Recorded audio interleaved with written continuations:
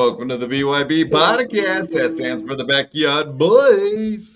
And tonight, for your entertainment, we got a special guest with us, Luke Cummo. Welcome, sir. Ooh, thank you so much, Mr. Quadfather. Yes, or I see your name's Master Lukey down there. Is that what you prefer, Master Lukey? Well, how do I put this? In 2006, when I kind of like got into the ultimate fighting, I said, my food, my travel, my clothes, basically my whole life was focused on becoming a better martial artist because this was my job. So I created Luke Cummo Incorporated, which is a corporation registered in the state of New York. And so it's kind of like become my life, like my business is my life because it just all revolves around health. And so Master Lukey brand is me, but I'm putting together basically a branded healthy lifestyle, if that makes sense. Do you still drink your own pee? I do. Especially now that I gotten into more extended fasting, which is like multiple days in a row. So the pee has recyclable nutrients that get a second pass through your systems. For example, you got vitamins, minerals, hormones. How much piss do you have to drink for it to be on your Wikipedia? It's quite a bit, right? I've just never seen. It says that it gives you an edge on your fucking opponent. So, do you think that? Definitely. I'm curious. So, yeah, the edge. I'll give you, for instance, in my last fight in the house, right? It was against this guy Sam the Squeeze Morgan, and he's very physically powerful, and we sparred together as part of the same team. So I knew that he was it was like a beast, you know, and I was like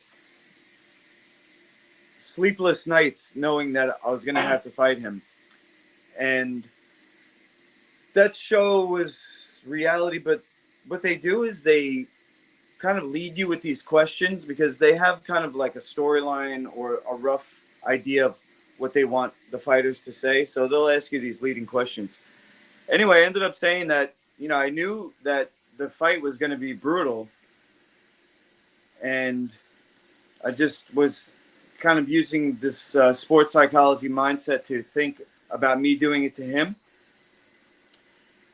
And I thought to myself, this guy's eating Snickers bars.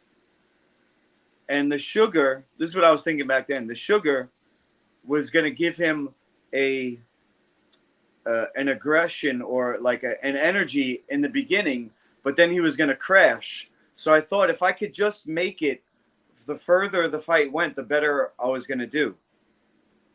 And that's how I thought, you know, I would have the edge.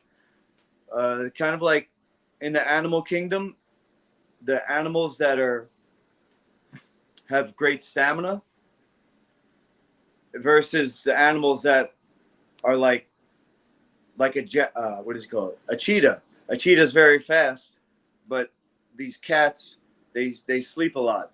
So I was thinking of myself more like a monkey. And the whole lifestyle that I have, theoretically, according to me, Granny, is that it gives me an edge.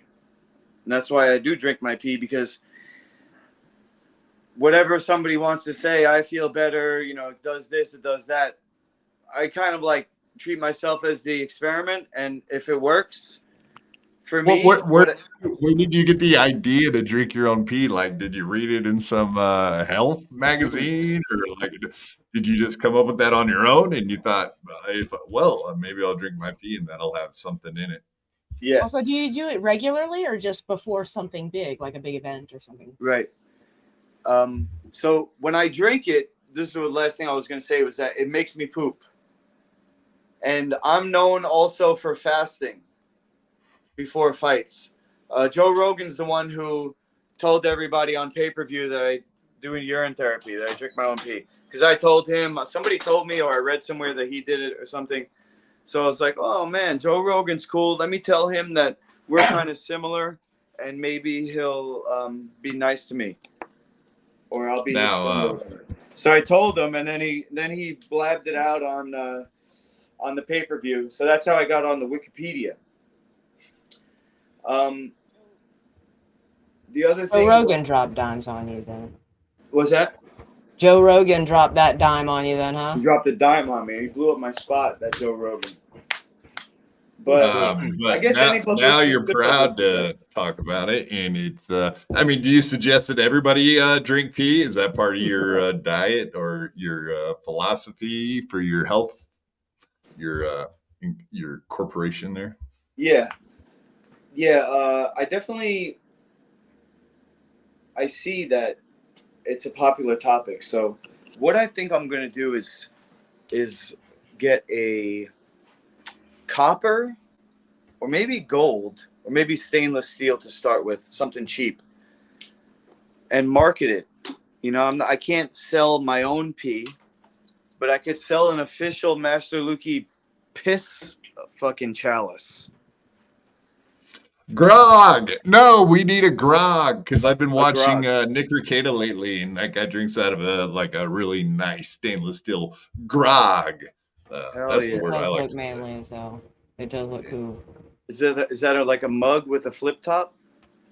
Yeah, kind of. I know what you're saying. The old-fashioned, like German ones that have the flip top on them. But I should link up with that guy. He sells it, or he just drinks out of it. Just drinks out of it. Okay. I think he does cocaine out of it too. Oh, he just sticks his whole nose in there. Yeah, you probably could. I only snorted one drug in my life when I was 19. I did Special K at a rave with a friend of mine, but I do snort my own piss. Because why do you snort it? That sounds like that would burn the shit out of your nose, man. That just sounds horrible. It does. Are you putting fresh garlic in rice? Yes, this is millet. Okay. Millet is a complete plant protein. It's kind of like quinoa. I know a millet is. Oh, you know a millet. Sorry. Yeah. You never know these days. That's cool. You feeding Granny some health food? No, I was really big into mycology at one point in my life. What? Mycology? What do you do with millet and mycology? It's used for spawning mycelium. It's the grain. Yo, magic? Either or, really. Any.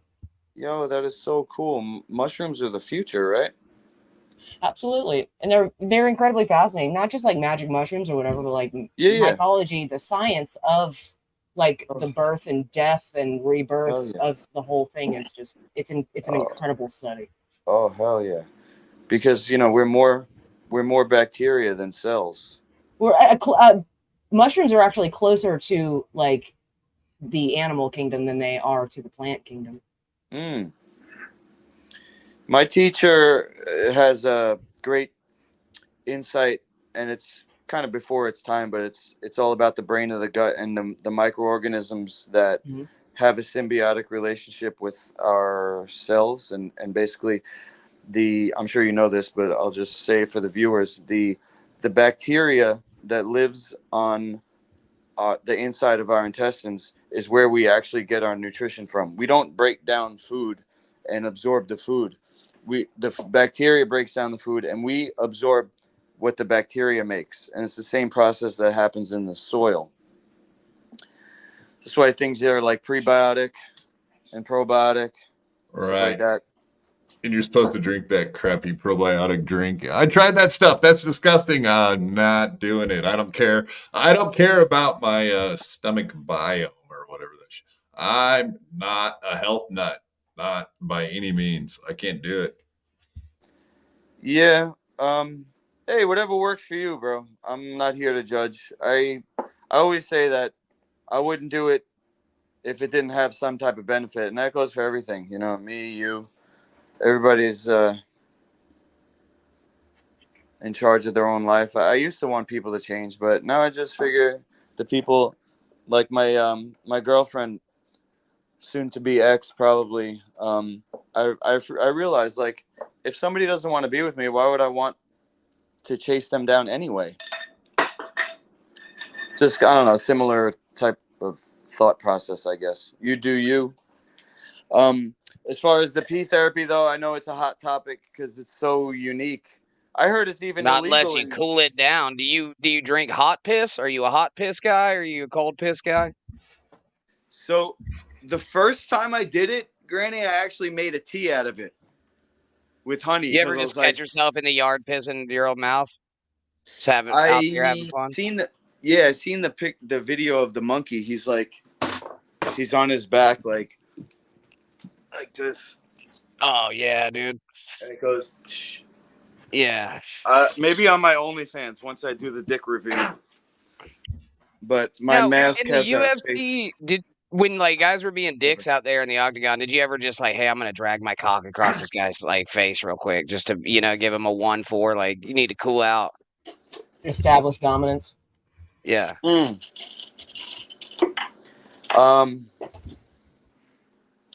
To be honest, I was kind of like the guy who was like the training partner that got good by everybody else practicing on them. But my thing was more the striking. So I got my revenge. I think that's why people like me, because, you know, they advertised me as like the underdog, and people related to that because I don't look like a fighter. I'm not good at wrestling, so I'm always getting kind of taken down and abused.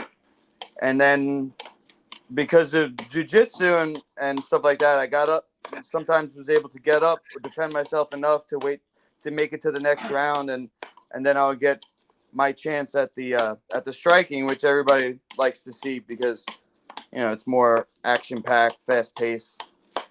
Yeah, and it sounds like when you were talking about whatever your the way you do your health and drinking the pee and all that stuff helps you with endurance, I think is what you were trying to get to. The fact that you just wanted to outlast your opponents to the end where you could take advantage of their shitty endurance. Yeah. That was kind of the method to The your madness there. Yep.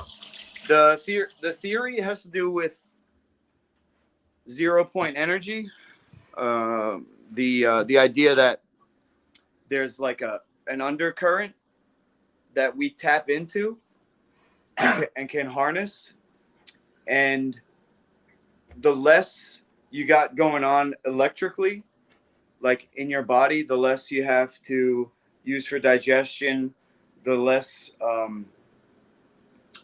some people even go so far as to say the less you think, you end up with actually more energy. The less you have to digest, the more you can take down your, like, all your operating systems. Like if you do Control-Alt-Delete on your computer, the more you can take that down, the more energy you actually have. That's one of the ideas behind fasting. And I did that really good for my last fight. I fought a guy who was cutting to make 170. I was walking around under 170, even though I fought at the welterweight limit. I fought under the welterweight limit. I think I was 5 pounds under. So I technically was at least one weight class below the guy. And he bullied me, like I said, the whole fight, took me down, grounded and pounded me, tried to submit me.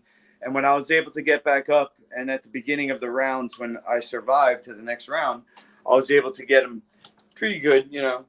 But people say, like Joe Rogan, he was saying, oh, how could you fight without eating for 3 days beforehand? My thing is, I go, well, I made it to the end of the fight. I was actually outmatched because the guy was at least one weight class above me. And Are you talking about Stevenson? The fight, I didn't get finished. Are you talking about Stevenson? This guy's name was Tamdan McCrory. Okay. And he ended up in his next fight or his fight after that, he ended up going up to the 185-pound weight class because he was just fucking huge. The guy looked like he was across the ring when he hit me. Nice. What That got was you my into last fight, and martial it kinda was the arts? writing on the wall. Where did the whole thing start at? Okay, for myself, back in the 90s, I used to go to Blockbuster and rent the first couple UFCs. I don't know if you went through the same experience back in the 90s, going to rent the movies. Hell yeah. Yeah, The first ones was tape trading. Back then, I was at a traditional kung fu school, and the guy we used to root for was Jason DeLuca. I think he was in UFC 2 or something. He was a kung fu guy, but he didn't win because of the grappling. But then, the Gracie, right? Yeah. Yeah, they had the what is it? Night of Champions. All those. So it's kind of like it's got like this mythic feel to it, the whole like one night tournaments. You just muted. Something happened there with your audio. Well, we couldn't hear you. I'm muted on you. Sorry. There you go. There you go. I think maybe my finger was just on top of that. Yeah. All right. So, how did you end up in Kung Fu? Where did you start with the martial arts? Did you what was your inspiration? What did you watch Bloodsport as a kid? Or I know you're pretty much my same age. So. Were you Claude Van Damme? What who inspired you? Where did the whole thing start at, man? Yeah. Van Damme, he's cool. Van Damme is cool because he kind of like went beyond martial arts just by being like almost like a meme with his dancing and stuff like that. Of course, he's juiced and handsome, and that's why he's popular. My guy was Bruce. Yeah, Bruce Lee then? He was my inspiration because when I first found out about Bruce Lee, I was having these behavior problems as a teenager. And my mom made me watch Enter the Dragon. Your mom made you watch Enter the Dragon. That's actually that sounds like a very cool mom. My mom probably would have said, "Don't watch Enter the Dragon." Yeah.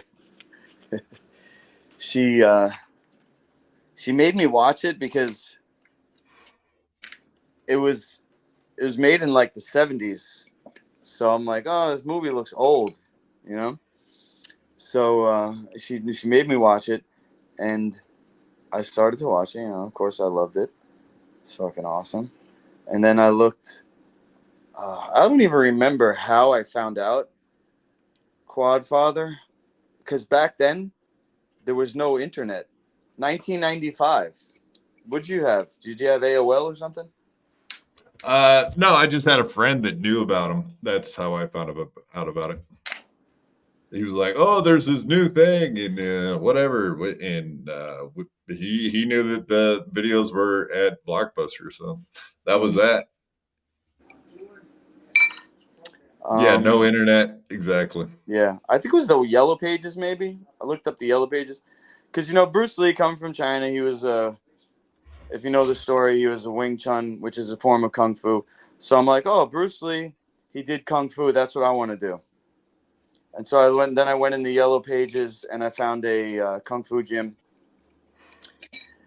So, I went in, kind of the rest is history type of thing.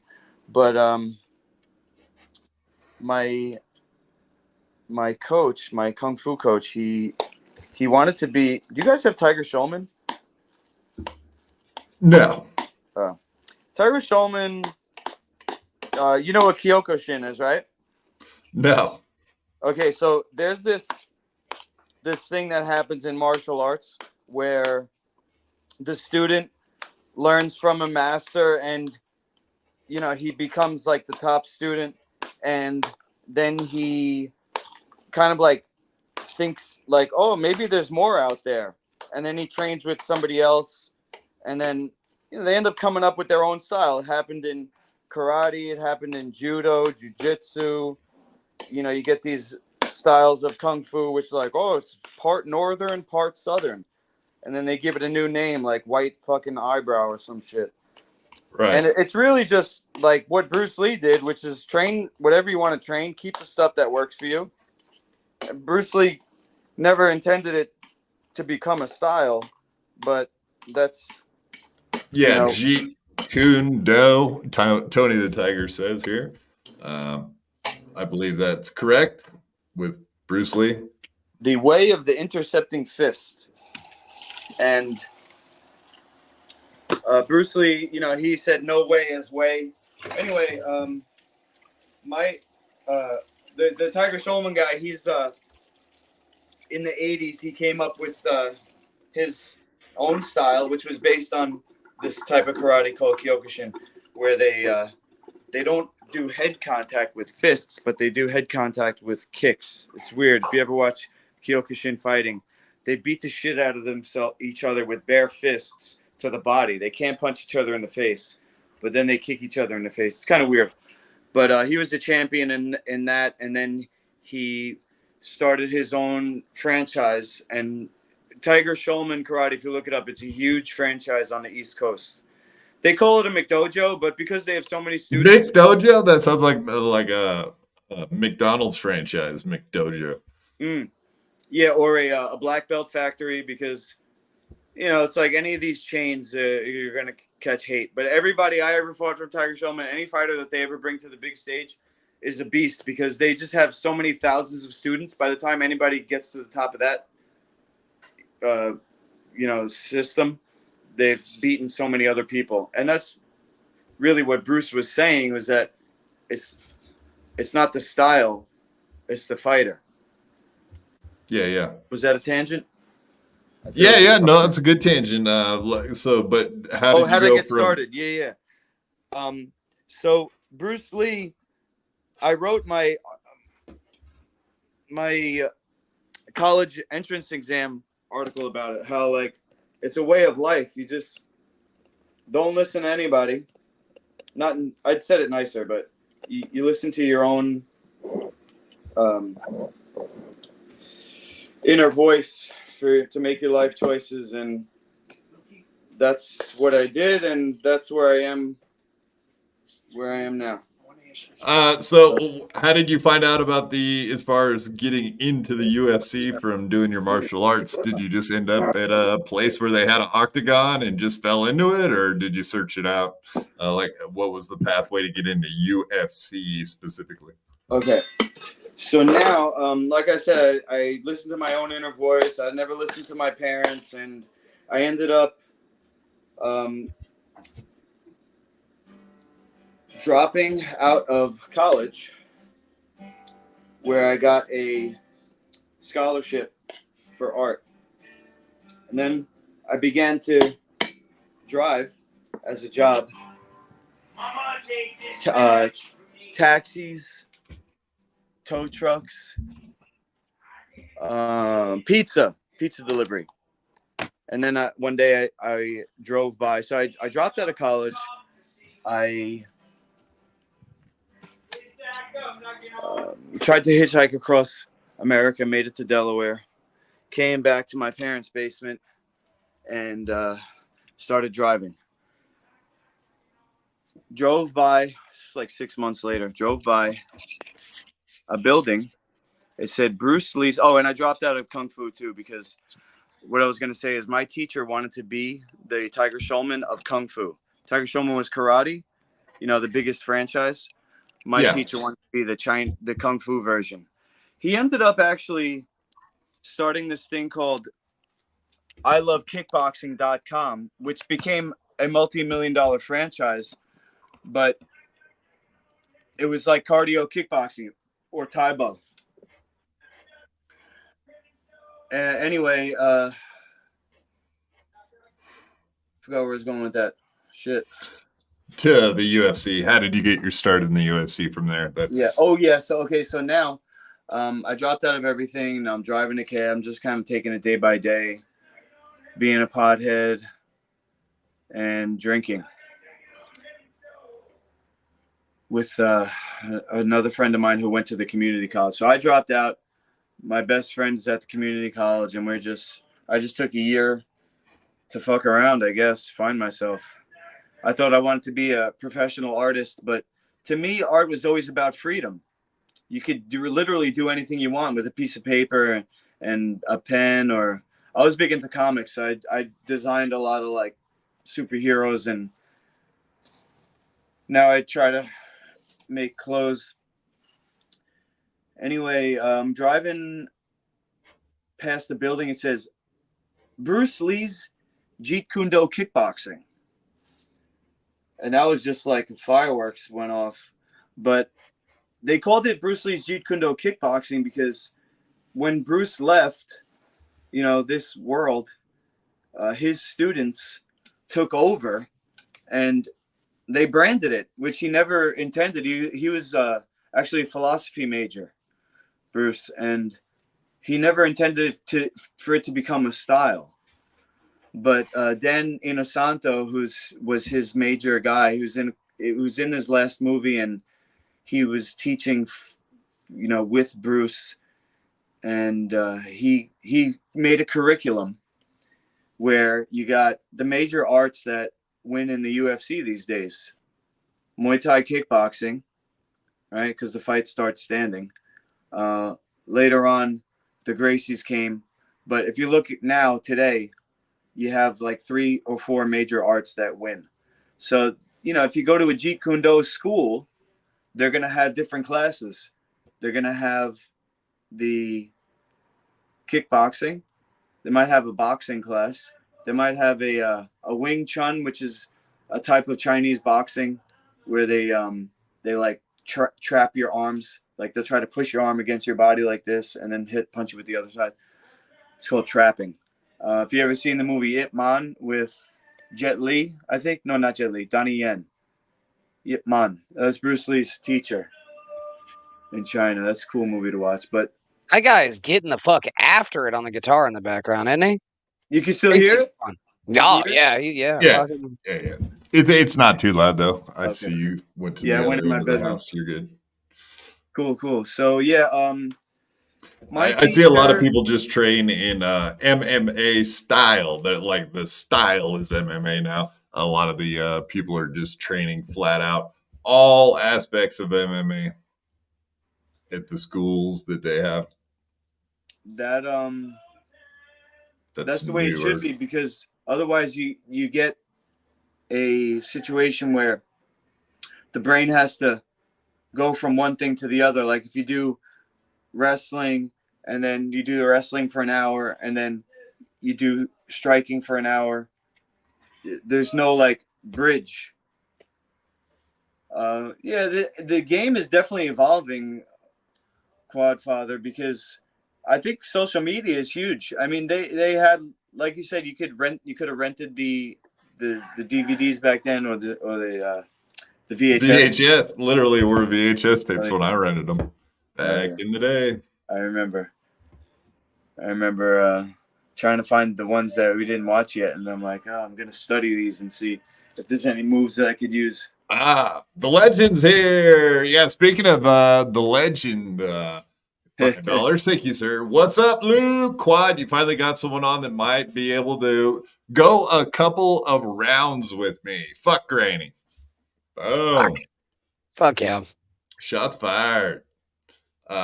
Oh yeah, you know the legend in real life. Can you confirm his real identity? Nope. No confirmation? Neither confirm nor deny.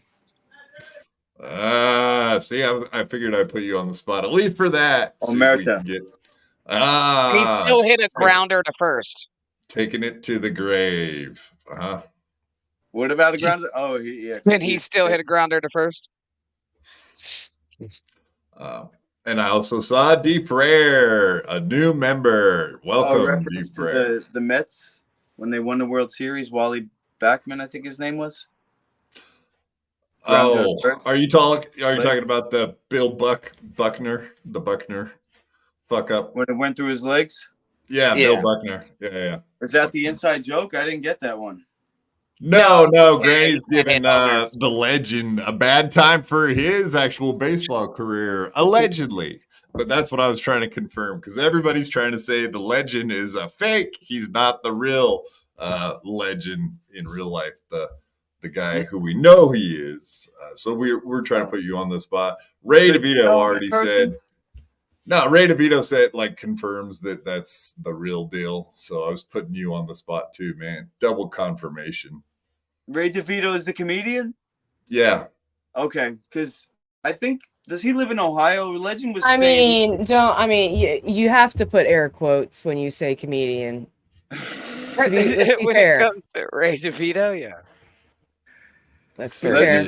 One of his friends needed a place to live. I got an extra apartment here, but I don't know if that was him. He said he was a comedian. Sounds like him. He is the nomad. He has no home, no place to lay his head down. So, that does sound like him. Somewhere to rent. Oh boy. Oh boy, is How right. big is the backyard? How many quote unquote dead bodies could you fit in that backyard? Oh man. Somebody did die back there. Oh, really? Because you remember what happened to Evan Tanner? Who? No. Who's Evan Tanner? Evan Tanner, he was a UFC fighter. I'm trying to remember if he won the championship, but I think he did actually. He learned by watching DVDs, and he was just a freaking beast. But he did end up training like with Randy Couture's team back then, and he talked about mental that health. was the guy that he went out into the desert and got all right. They're saying he had beers and he dehydrated to death. Not enough pee, brother. Let me tell you something. This goes to anybody watching, you three, I want you to hear this, but anybody watching now or in the future, ask anybody. Ask a scientist, ask Bear Grylls. If you're in the desert and you don't drink your pee, you're not going to live as long as if you do. Facts. That's right. I just don't know for ourselves that we can extrapolate that if you drink your pee, you can survive too. If you drink your pee, you'll be healthier. I don't know. That's the only thing. Whatever. I'm not doubting that it is. I'm just saying. You can't extrapolate that? All right. I mean, I can't. Yeah. Like, you can do lots of things to survive. It doesn't necessarily mean that it's better. And I'm not saying that it's not better. I'm just saying I'm not willing to try it just to find out if it is a little bit better for your health than drinking Gatorade, which I'm totally cool with drinking Gatorade. So and I don't think cripple pee hits the same. Both. I think it fucks you up more. Like it fucks you up. Okay, fuck you, Granny. Fuck you. What do you mean by that? Why is cripple pee bad? Worse? I don't know, it makes your arms go numb. Party. My pee's just as good as your pee, you son bitch. Dabbling in the wind, 2 pounds. Can you give advice on urine therapy for quad? Yeah. Only drink your own. That's why it's got a U in the first word. Wait a minute. Now, Biggie's famous for saying never get high on your own supply. I don't know. Maybe those are words to live by. Maybe you shouldn't be. But the Bible says Biggie is not alive. Cistern. I mean, words to live by a dead dude. Maybe only good for astronauts to drink their own pee. I don't know. And Bear Grylls, allegedly. The Bible says drink from thine own cistern. I don't know. People be taking the Bible out of context. I think he may have just done that. Allegedly. When it suits me, right? Yeah. That's cool. So where did you find yourself first stepping into an octagon? Like literally your first time ever to step into an octagon. Yeah, so back then, I'm 44 years old, right? So I'm saying back then, this is I'm same age. That's why I relate. 20 years ago or something. Right. Yeah, I mean, like, were you in an octagon before you showed up to Tough 2? So let's see. My coach's gym, the place I was just talking about, Bruce Lee's Jeet Kune Do kickboxing. So it was Muay Thai. It was a Muay Thai gym, and the owner, guy named Ray Longo, he was a co-promoter with another guy who. It's interesting, like what I was saying with Tiger Schulman. They transitioned from being a competitor to kind of a coach to more of a managerial position, where Tiger Schulman went the way of branding his schools, and he made a franchise. Lou Neglia, he went the way of promoting fights. So Lou Neglia at the time was promoting kickboxing matches. That's where I got my competition start for actual fighting, besides like jiu-jitsu tournaments. So on Lou Neglia's cards, they had mixed fights where there was Muay Thai, there was something called international rules, there's something called American rules. American kickboxing came from something called the PKA, which was the Professional Karate Association, which was something like what Chuck Norris did. Or the Karate Kid, maybe? Karate Kid. No, that's bad joke. Bad joke. Sorry. Yeah, Karate Kid is like the point fighting. They call it point fighting. Right. And it's an interesting documentary. I don't know, somebody would have to look it up, but I remember briefly seeing it where they had to change the rules because in the 60s or something, when the Americans came back from overseas with karate, they started to learn it overseas, World War II, I guess, or whatever. And when the soldiers came back and they started to train in Europe too. I think this video was about Europe or England. But basically, the world is coming together, after this world war. And maybe a few decades, a decade or two later. But they're having this championship. And they don't really know the rules. So they're doing this karate championship. And now, if you make too much heavy contact, like not this Olympics, but the last Olympics, this guy from Egypt knocked out his opponent and lost. He got disqualified for too much contact. But back then they had no rules yet because it was like the first championship ever in karate. The world finally discovered each other in these arts after hundreds of years or whatever. So you got English, I think it was England, English guys doing karate and no rules though. So it's like the one team, they're like doing this point fighting that they learned from the Japanese, but then the English team that ended up winning, they thought to themselves so these guys aren't going to barely make contact. I'll just eat it and fucking blast them. And so they won, but they just knocked everybody out because nobody knew what the actual rules were. And so they created this PKA, Professional Karate Association, and it was long pants. You can look it up on YouTube. Benny the Jet Urquidez, he's a famous Hollywood stuntman. He did that. A guy named Joe Louis. They wore long pants. They wore boots, which I got a pair somewhere. That covers the foot and the heel, but not the shin. So they wear boots, and they wore these horsehair boxing gloves. And so they could only kick above the waist and box. The guys who ended up winning had good boxing. They started to learn. Another guy's named Superfoot, Bill Superfoot Wallace. Anyway, yeah, Superfoot. He's great. He's still training. He's old AF too. But he could do his. So PKA is what led you into. Let's say before Tough, did you ever go into an octagon? Yeah. So the quick answer is yes, but kind of not really because it was a half. But let me read this super chat real quick and then continue the story. Steve C, $5. Hey, ladies, quad. I'm trying to finish. Can you play the Lemmy Daddy compilation? I think you'll actually like this, Master Luke. Okay. Check out Lemmy in all her glory. We're animals. We're animals. Really? Toss me up against the wall. Toss me on the bed. Go. Let's fucking do this, dude. Hoya. Hoya. Daddy? There you go, Steve C. That's There's your it? daddy. Let me get to work. Yeah, That's out of context. Each of those things were taken really out of context. We need like way more. Yeah, lady content. Ladies, come on, ladies, make that content, especially that sexual stuff you guys like to talk about. All right, so back to where you were, if we can even get back to that. That's like $5. It's a 5-minute So video. tough. So tough, like they just called you up just because you're not sure if you were in an octagon before tough? Like maybe once or twice. Is that what you were gonna get to? Maybe once.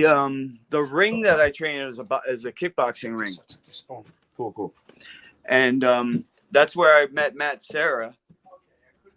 Nice. Because he fought world champion Matt Serra, correct? Yes, of Yep. course. We know famously. Yes. That was so Lou Neglia's events, they had the PKA style, they had the Muay Thai, which was what I was doing. And Matt was fighting on these things called grappling exhibitions, which was like the precursor to MMA. You know, because when did UFC start? Early 90s, right? Right.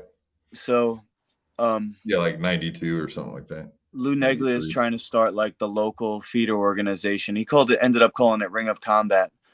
But when I met Matt, he was fighting on like the main event of Lou Neglia's cards. And he was just like flying armbar people and shit. And he, the other thing about these Jeet Kune Do guys, they were the ones who brought the Gracies in. Not a lot of people know that. When the Gracies came to America, they started doing seminars at Jeet Kune Do gyms because Jeet Kune Do was open to it. You know, Bruce Lee supposedly trained with a Hollywood stuntman named Gene LaBelle, who was Ronda Rousey's coach. Judo Gene LaBelle, they call. Is that the story they tried to tell in Once Upon a Time in Hollywood? I think so. That scene. Yeah, that they were trying to express that happened in real life, possibly. I mean, Quentin Tarantino, he plays around with the historical facts, but that was kind of an interesting scene on its own, just out of context. Right. But yeah, allegedly that did happen. The legend coming in with $10. Famous urine therapy guy is Lyoto Machida, a UFC champ. The Japanese practice to this day. Luke Granny fought in a tough man and got beat by a woman. He got K'd the fuck out. Yeah, so Lyoto Machida, speaking of a bunch of different I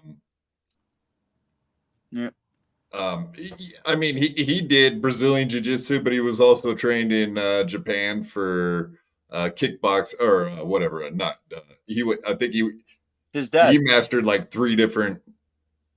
I'm trying to say a word that I can't think of. My brain just went blank. Was a sensei. Yeah, but so he mastered a bunch of disciplines, right? Like multiple disciplines. But he's saying that he drinks his own pee too. Did you get that from him? Yeah, did I get it from him? No.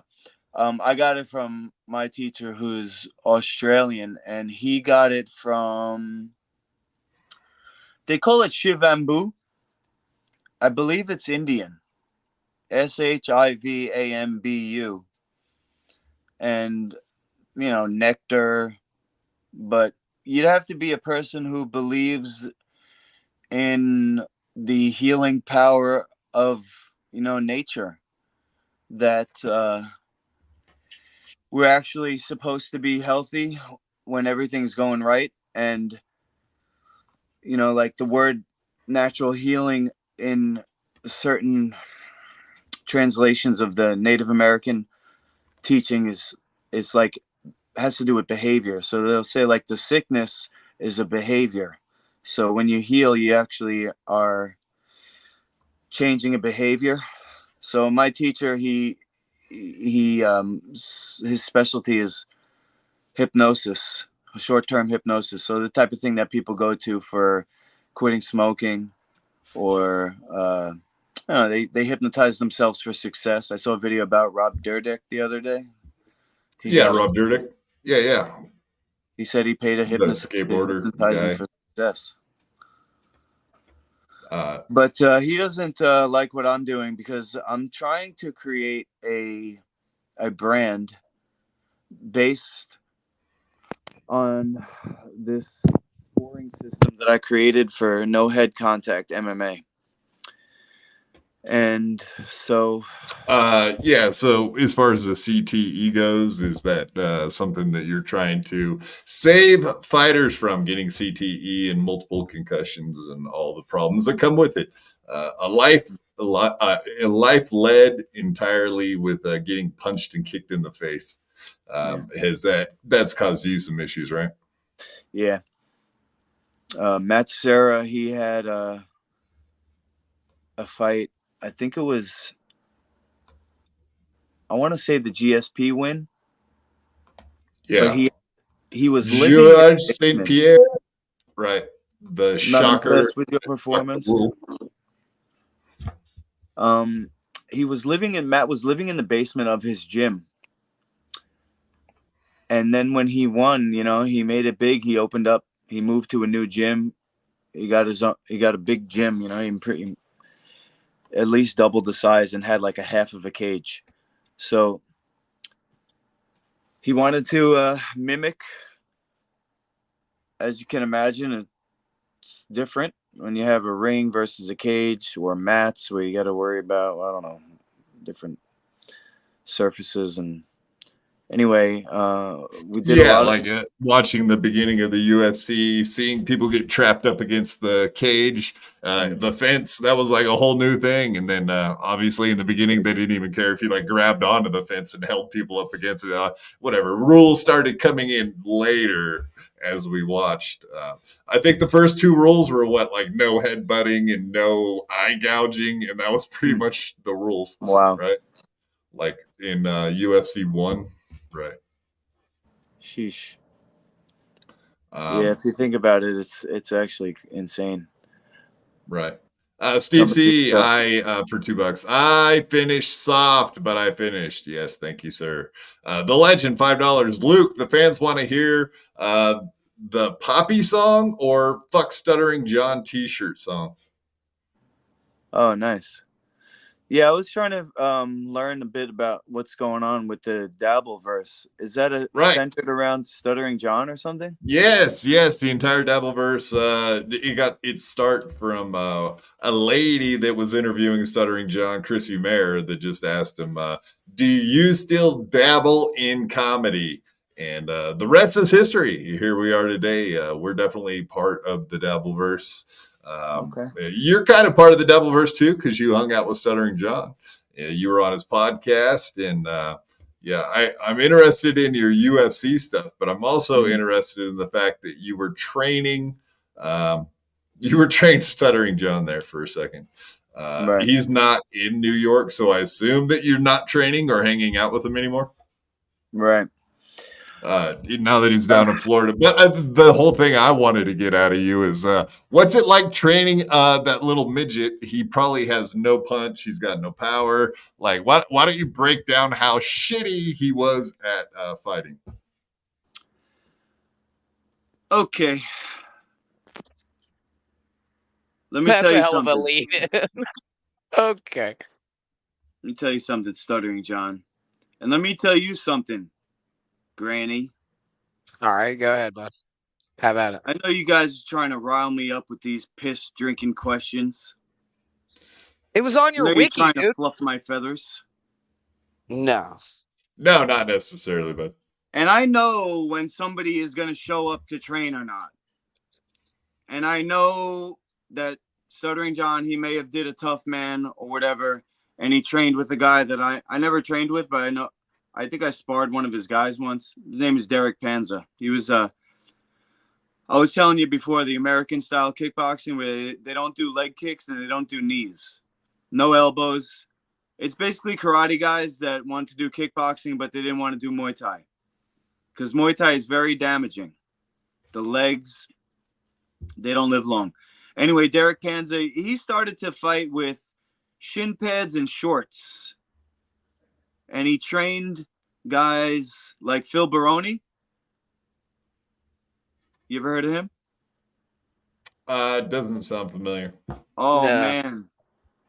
Yo, Phil Baroni is a character. You might actually have fun learning about him. He called himself the New York Badass. Like back in the day. Before Conor McGregor. He was a very cool personality. Like, you either loved him or hate him. Juice to the gills. But without the juice, like, what actually motivates somebody to fight? What actually motivates you day to day to grind on something that doesn't feel good? If you think about the word fighting, it actually means you're getting your ass kicked. Because if you weren't, it wouldn't be fighting. You'd just be beating somebody up. So you have to be able to get your ass kicked and then come back and get your ass kicked again. You know, so when Stuttering John said he wanted to train to fight, I know what he's actually saying. And it's not training. And I knew that he wasn't going to show up. So Stuttering John, I'm calling you out for the truth in front of the whole Dabbleverse. And you might not even come back after this, because this is going to be a KO. And I know about KOs because that's how I got all my victories, even though they weren't that many. Look at this. This is what I got to deal with. Stuttering John. The guy, no, I'm talking. The guy's spilling food on my lap, on my desktop. Not cool. And, you know, I had my hopes up, guys, to be honest. Listen, to all you in the Dabbleverse, I'm being real.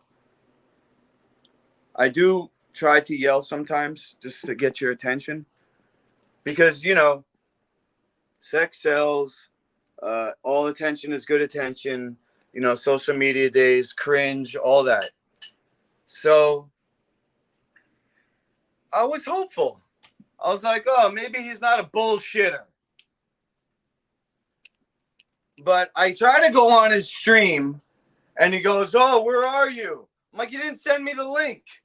Oh, sorry. He sends me the link. I click on it, and now I'm in the waiting room. And I'm waiting there. And then Legend tried to blame me. Like, oh, why did you do? You didn't make sure. I don't know what he said, but I don't think so. I know that Stuttering John's big time. Okay, guys? Good job. I know he's big That's a good time. joke. I'm a small fry.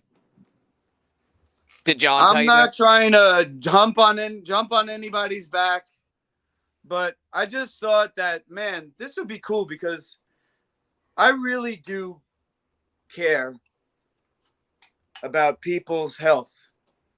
All right? I'm not a cunt all the time. What? I'm sorry about that. You're sorry about it. Okay, well, I'm still talking. And I don't think it's right that all the most popular people in the world, like Jake freaking Paul, making millions promoting an activity that is deadly. And that's real talk. Jake Paul, he's not watching. I called him out already. He didn't answer. Mike Tyson, Legend. You said you're coming to New York, Legend. Come through. And that's an open invite to anybody watching in the Dabbleverse. And all you guys who try to prank me and troll my chat. You say you're in Baldwin. Come through. Pull up. But give me a heads up first. Pull up. No, that's Because exactly if you show up what. and I'm not ready, you're going to have to wait. I'm not getting pressured into some bullshit street fight for credibility.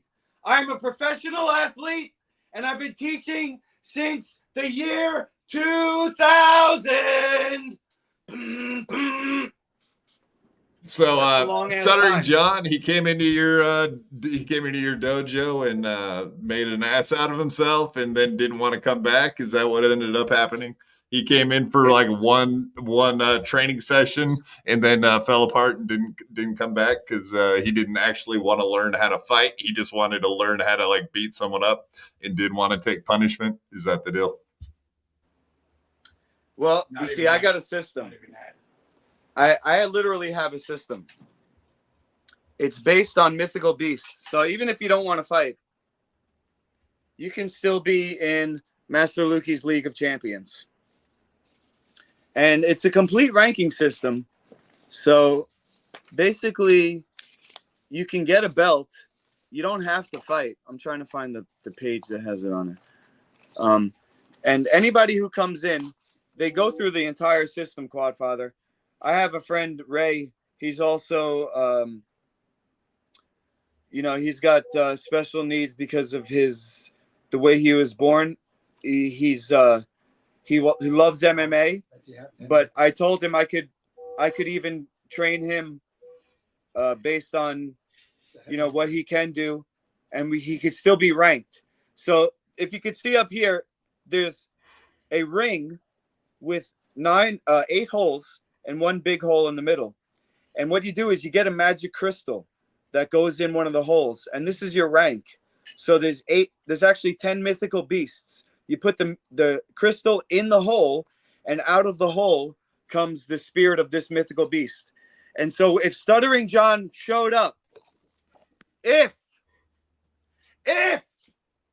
anybody ever shows up to fight me or to train with me, we go through the complete system. Every workout is the same. You start with the beginning. Nothing. You got to chill. Okay? If you really want to fight, go to the police station and just turn yourself in now, because that's illegal. You're not going to make it into the UFC. I can't even make it into the UFC anymore. I already called up and asked. They said I would have had to work my way up to the top. From the feeder organization again. You got young, hungry studs, and they would have eaten me alive. Like Granny? Yeah, like Granny. Granny's a young, hungry stud, right, Granny? Yeah, hey, Granny, why aren't you smart-mouthing Lukey, says the legend. And then he says, Granny, can you beat Luke in a scrap? Let's hear it, Granny. What say you? I maybe with a 9mm, and I snuck up on him. I Good thinking. Probably Yeah, not. You got it. That's where it's at. Stuck up on him. That's the thing. I worked with a guy last week. He wanted me to do an in-home session. I gave it to him for free, but I'm hoping that he comes back as a regular because I'm gonna charge him up the wazoo.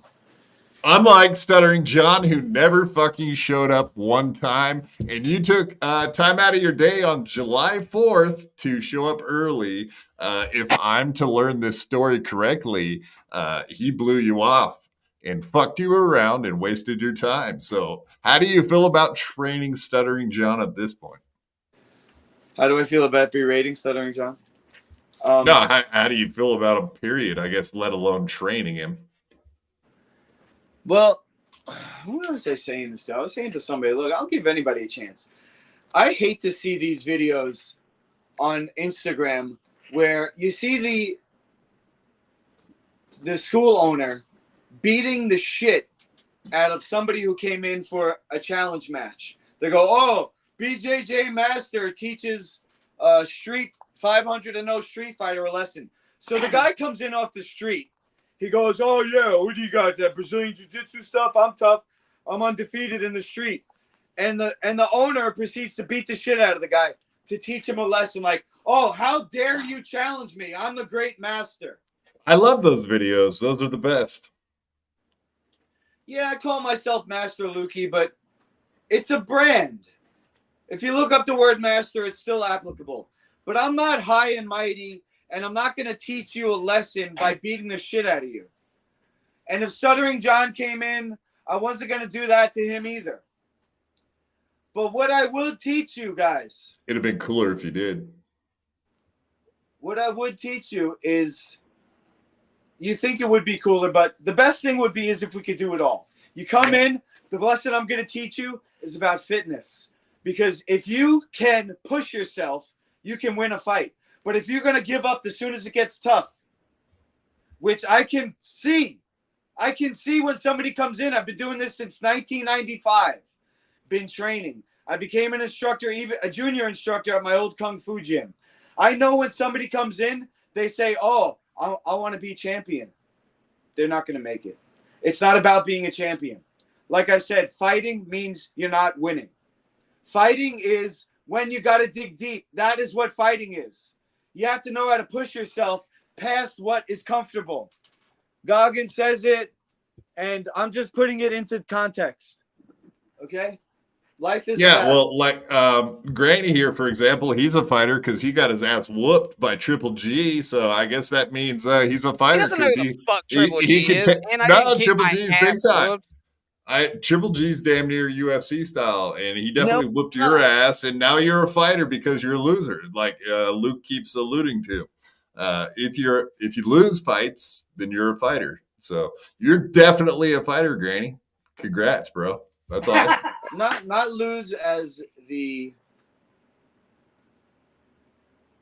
No, I got my ass beat by Jonathan Brookins once. Does that fucking count?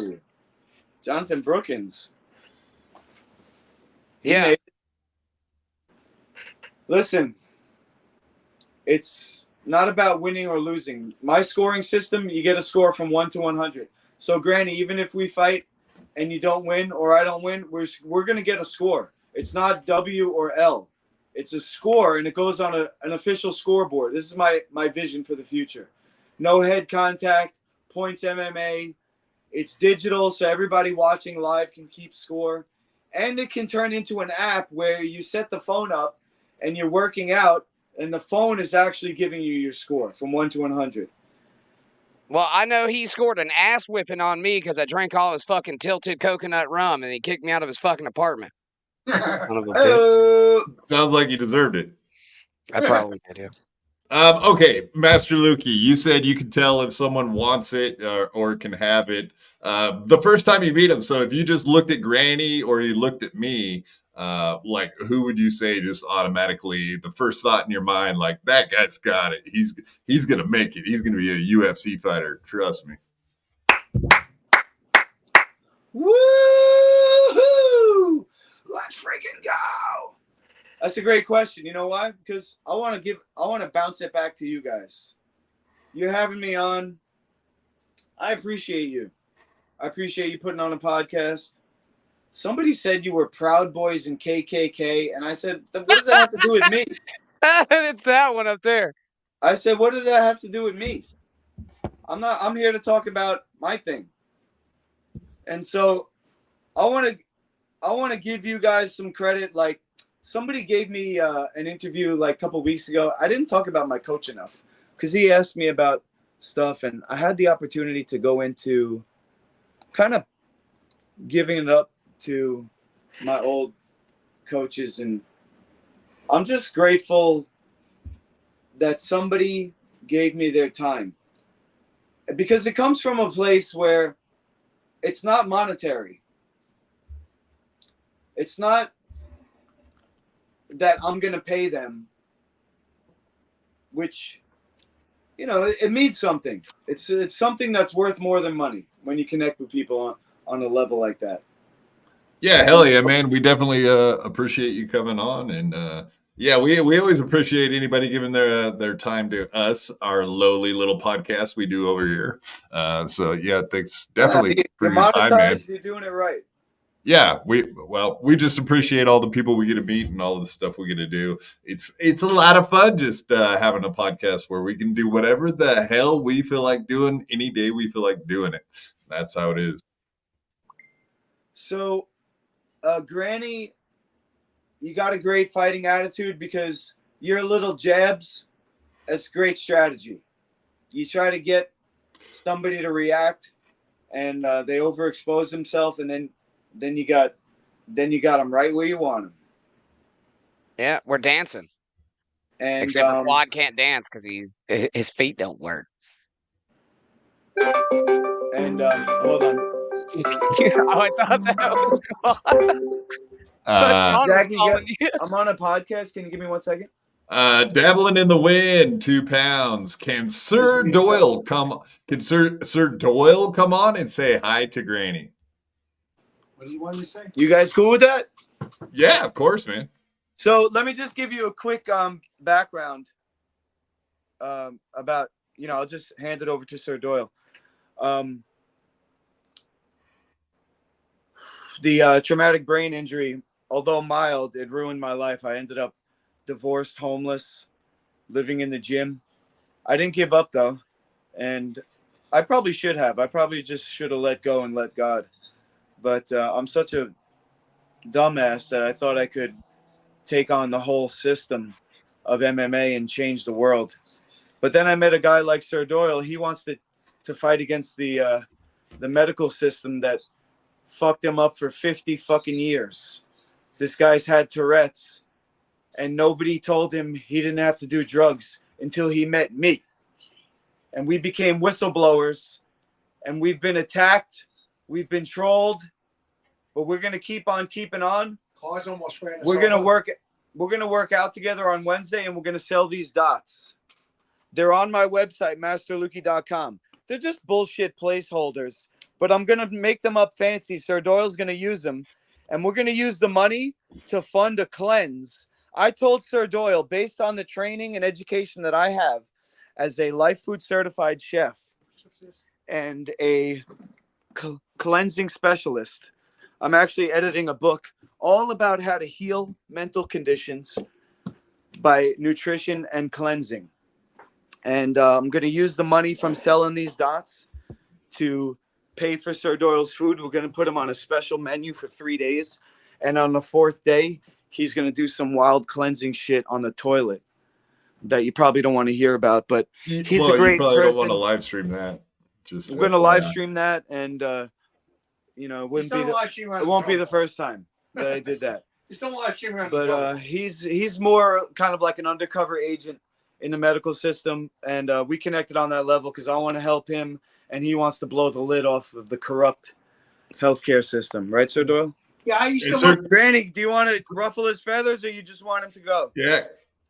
I used to work for the Commission on Human Rights. It's a group of people, investigators, that was put out by Church of Scientology. You don't have to be a Scientologist to work for them, but you do have to pass a test, and it's not an easy job. You had to pass a test? Yes. With the sensors on your hands? No, I They test you for photons or something? Zetons? Yeah, for your midichlorians, dude. You got to tune your midichlorians up. Anyway, I had to answer questions, and I had to. It was like an interview, and I. Oh, by the way, Tourette's for 50 years. I put him on a special menu, 48, and in 48 one. years. 48 years. I was 12. I was 12. Sorry, can we just round it up? It's easier to say. Yeah. Almost 50 years for Tourette's. I put him on a special menu, and in one day, got him weed oil, and the Tourette's went away from the menu and the weed oil. Boom. 50 years of modern medicine. I wonder if that would work for you, Granny. Your Tourette's. I used to work. Your podcast Tourette's you got. I used to work for the Commission on Human Rights. And I actually logged on to them because I was in a place where they were actually doing lobotomies on TV. It was tapes of people having lobotomies done on TV with Commission on Human Rights, and the people in the place didn't know I was watching it. And then they showed all these people that were abused in the healthcare system, and I'm watching the whole thing. So I took the job, and without them knowing, I sent away for the information, and without anybody in the place knowing that I was doing this, because they were so stupid in that place. It was a mental health place, and they didn't realize that they were too stupid to realize that this was on TV. And I just kept my mouth shut and watched it. And then I sent away for the information. And then I would go in and out of institutions to investigate psychiatric abuse. One of the things I came across when I was investigating is they were trafficking young girls. They were trafficking young girls, and young men were forced to fight, given testosterone injections, and forced to fight in a cage in the backyard of Nassau County Medical Center. And Andrew Cuomo had people betting on these fights. He was the governor of New York. He was the governor of New York. And then so was his dad. The girls were forced into sex acts, and then they were sold on the black market. They were picked up on any misdemeanor charge by the sheriff's department, and they were forced into sex slavery. And then they were told to say that they were living AIDS on probation. The old man had to complain about anything they didn't put out. They were sent back to do more favors. Now, Obama was involved in this because of Barack Obama. Of course, you know who he is. Who's that? He's that guy that was born in Africa. Remember Obama when he had his front teeth knocked out, and they tried to say that it was a basketball injury. His wife did that to him, and his wife, I believe, was a man. Michael Obama. And I have videos. I exposed her. She is a man. Name is Michael. She has a penis and everything. Yeah, well, I saw him without her makeup on. Which saw him without his makeup on, his girl makeup on, and he was with Obama, and he was saying that Sir Doyle is a funny guy. I said, excuse me, Michael, I'm not funny. That is not me, Michael. That might be you, but that's not me. So, Doyle, what does this mean to you? Doyle, you are not the real Black Monday. What does that mean to you? I knew it was you. I could tell by the voice you guys were setting me up to see if I was going to be loyal. I knew it was you.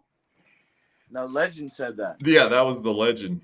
Oh, Legend was a Legend. Well, I knew it was a test. I knew it was a test. The Scientology sent the Legend to test you, apparently.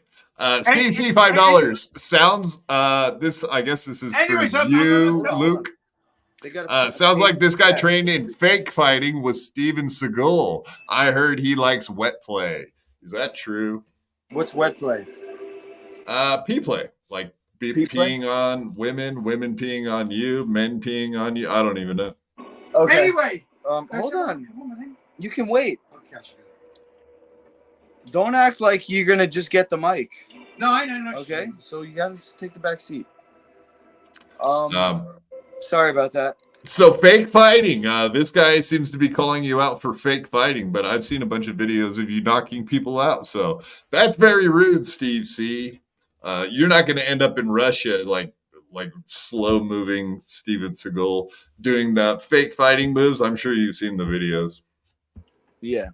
Steven Seagal would probably actually kill me. I actually do fake fighting. Steven's not wrong. Is Steven Seagal actually a martial artist, or is he a total faker, 100% fraud? Let's see. Just like I was gonna say about Granny and you, I try to be respectful of everybody. Steven Seagal, Quadfather, world beaters. You guys go down in the books. Greatest fighter, greatest of all time. Really, Steven Seagal? Steven Seagal's a great fighter? Steven Seagal, nobody will ever be able to test him because he'll just break their arms. He's that good? If you fight Steven Seagal, you have to accept that you could get your arms broken, you could get your neck snapped. He's that good? He doesn't do your gun, take it away. He doesn't do MMA. I do fake fighting. I do MMA for points. I'm into BDSM. I've never had anybody purposefully pee on me, but I don't see that I would have a problem with it, especially if it was someone that I was like already in the shower with. I mean, what's the reason why I would do that? Obviously, it's a romantic relationship, so who gives a fuck? You know, I don't. I'm at a Greyhound station. Oh. Dude. What are you saying, Husey? I said I feel like I'm in a Greyhound station, dude. It's like it's like fucking the CIA built a fucking dome around the earth to keep God out. Fucking Mike Obama's out here fucking laser gunning psyops and people. Oh, so and you shit. don't like the truth? You don't like to hear the truth? It bugs you I when just people said the fucking speak truth. It's facts? flat Earth. CIA built a dome over the motherfucker. Keep God out. That's a fact. I That's know. true. All true. They were trafficking these girls in Nassau County Medical Center, and they even staged Osama bin Laden's death. Can you wrap it up? Can you wrap it up?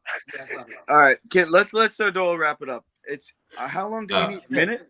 Give me 2 minutes. 2 minutes. All right, Steve C. Timer, Steve 2 minutes. Doyle. Okay. What do you know about med beds, Doyle? Med beds. I know that they staged Osama bin Laden's death so that Obama would look like a hero and he would get elected again, so he wouldn't go down for the child trafficking that was on the Nassau County Medical Center. And they got the military to back it up. I was right outside the room in 990 Crooked Road, West Burbling on the up 11717. Skills One too fast. Skills One Computer Lab, 998 Crooked Road, West Burbling on the York. Right outside the room when the patients were stationed to death. All right. And wild. Godfather, what I wanted to say to you was that the training that I do is physical first, and it is to teach you a lesson. It's a lesson that every day is a battle, and if you can make a comeback the next day, that's what makes a champion. So I'm going to cut the interview short just to leave you hanging. Hopefully you have me back. Maybe Master Luki Mondays. Just throwing it out there. Hell yeah, man. It out there, but that's on you. I do appreciate everything you did having me on, and I think what I was trying to say before was that I know it's not perfect. I'm not monetized, and I don't want to be I don't want to sell out like Sir Doyle. He would sell out. I would not. But I want to provide something. You know, if people have questions, they could always reach me on masterluki.com. I got all my contact info on there, even the cell phone number. And I have gotten pranks being associated with Stuttering John. But, you know, I know how to deal with trolls. And most of the time, they do want help. And I knew if and the videos that I was talking about where the person gets taught a lesson by the master, that's really a shame and a missed opportunity to really help somebody. Because if somebody has the guts like you do to put themselves out there, whether it's in the gym or on the internet, on YouTube, that means something. And yeah, we're not cowards. We're not cowards like that Stuttering John, who is an actual coward and liar. I would give him a chance anytime. My doors are open. I train people in my driveway. I train them in the gym. I didn't go that day to clean the mats because I knew, this is what I was trying to say before, I knew he was going to show up. I know when somebody's bullshitting me, and no offense to Stuttering John, but you went Hollywood, bro. And I'm telling Derek Pans on you. I'm telling him, you told me you were going to show up. Now, I think he said he might show up or he's going to try. There's so much that has to go into a production. I'm sure you guys know this. You got 3 people doing the job. All I do is set my phone up and put a title and a thumbnail. But to put together a good show and you guys doing the right thing, you monetize and all that, he probably would have needed somebody to come with an extra camera and a computer or whatever. So no harm, no foul. I wasn't going to, you know, go in early because it takes me 3 hours to clean the gym because, you know, I have a special system of scrubbing and sucking the suds up with a wet vac. But most people, they just spray chemicals down. I'm into natural healing. Anybody wants to learn more about pee therapy, about cleansing, healthy eating, fitness. How about snowballing? Can you tell Granny about snowballing in your experiences with that? Snowballing I learned about in the movie, I'm going to say Mallrats. Or maybe Chasing Amy. I think somebody in my chat said It was Clerks. It was Clerks. It was Clerks. It was Clerks, right? Yeah. It was Clerks. Because that's what I said. And then somebody said, no, Chasing Amy.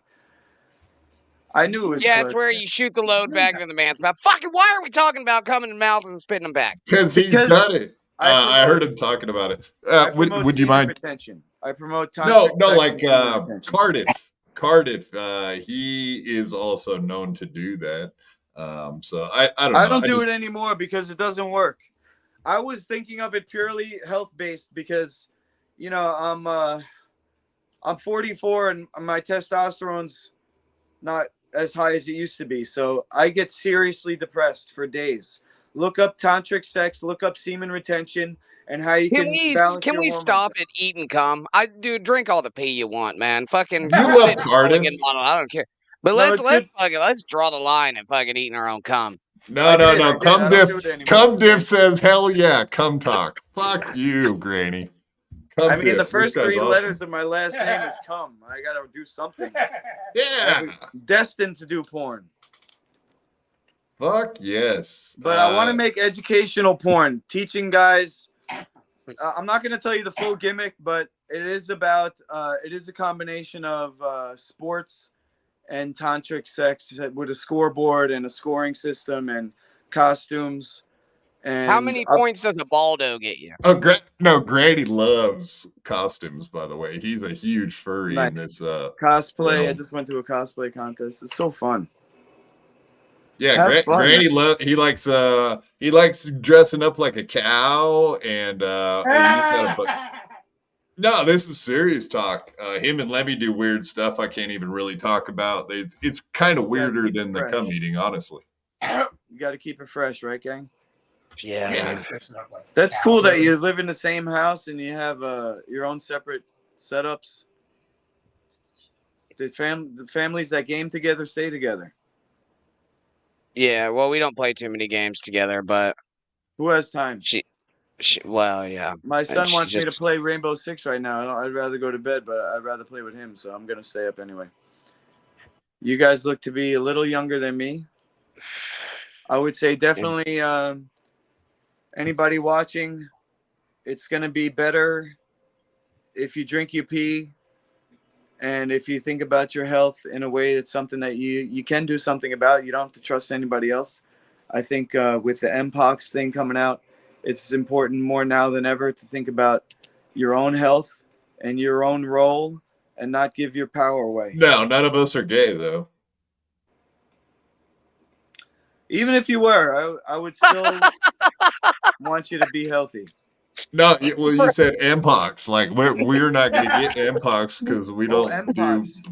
We're not gay. But so the symptoms are the same as the vaccinations that people got. Sorry, I don't want to get you demonetized. Can't really. Can I say one thing? Say it to the chat. After I'm done, okay? Because Doyle, you're not a black man. You are not a black man. That's what the chat keeps saying. He thinks that you were pranking him. He was. Godfather, were you pranking him? I know his voice. No, not at all. Yes, it was. It was you. No, the legend was pranking you. The legend kept sending me shit to say. And you had He's me not going even for a listening to moment. you. You had me going for a moment because you had me going for like maybe 4 minutes, and then I realized this guy's pranking. But you had me going for about 4 minutes as I started screaming at you.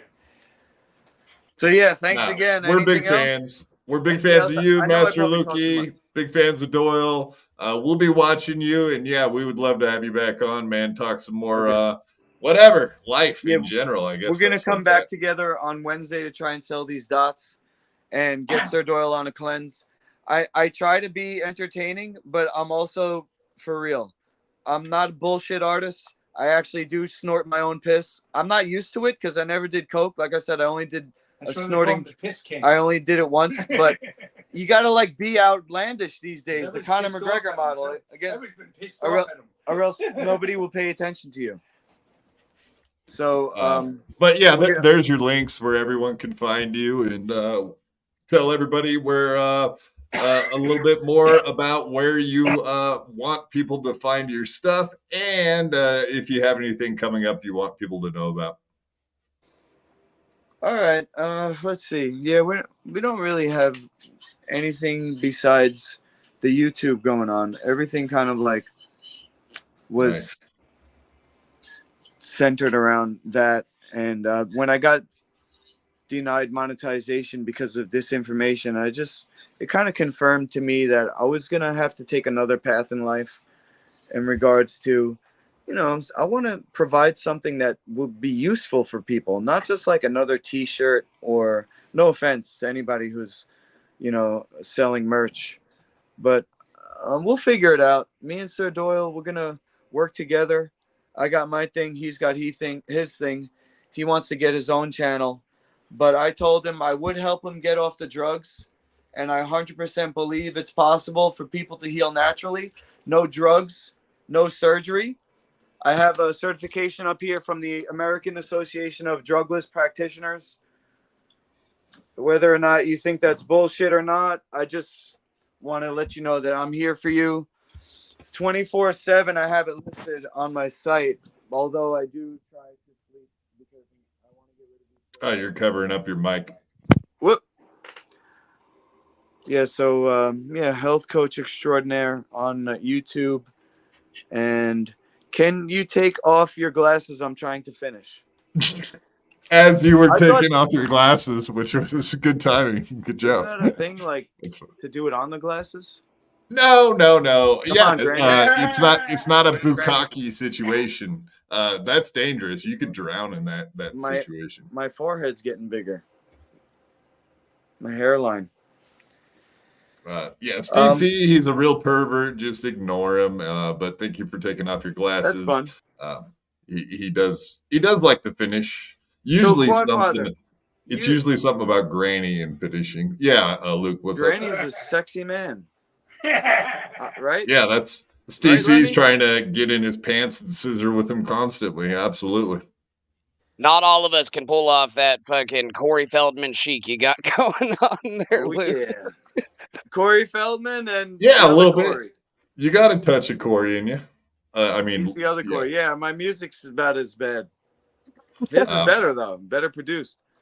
No, actually, I have a clip. I wasn't gonna play this anyway. Let's watch this. This is from him the other night. Doing a guitar solo again. His guitar solos are fucking amazing. Luke, check this shit out. Let me turn the. Yeah, man. No, this is a guitar solo you will never forget, and it's by your doppelganger, apparently. Wow. Oh shit! Look at that hair. It's Corey Feldman.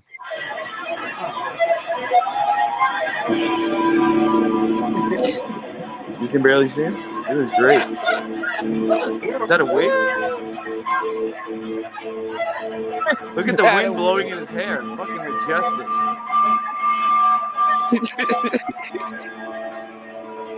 Yeah, Corey! Oh, I see him now. Fucking legend. Dude. Lemmy, do I need to bring you a change of panties, or are you good for right now after that? He's edging.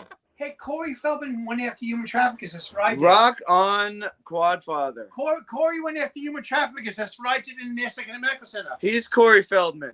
He said that Charlie Sheen raped Corey Haim. That's specifically one of the claims he made. Eddie Van Halen. That's amazing. And they're doing it in the Nassau County Medical Center.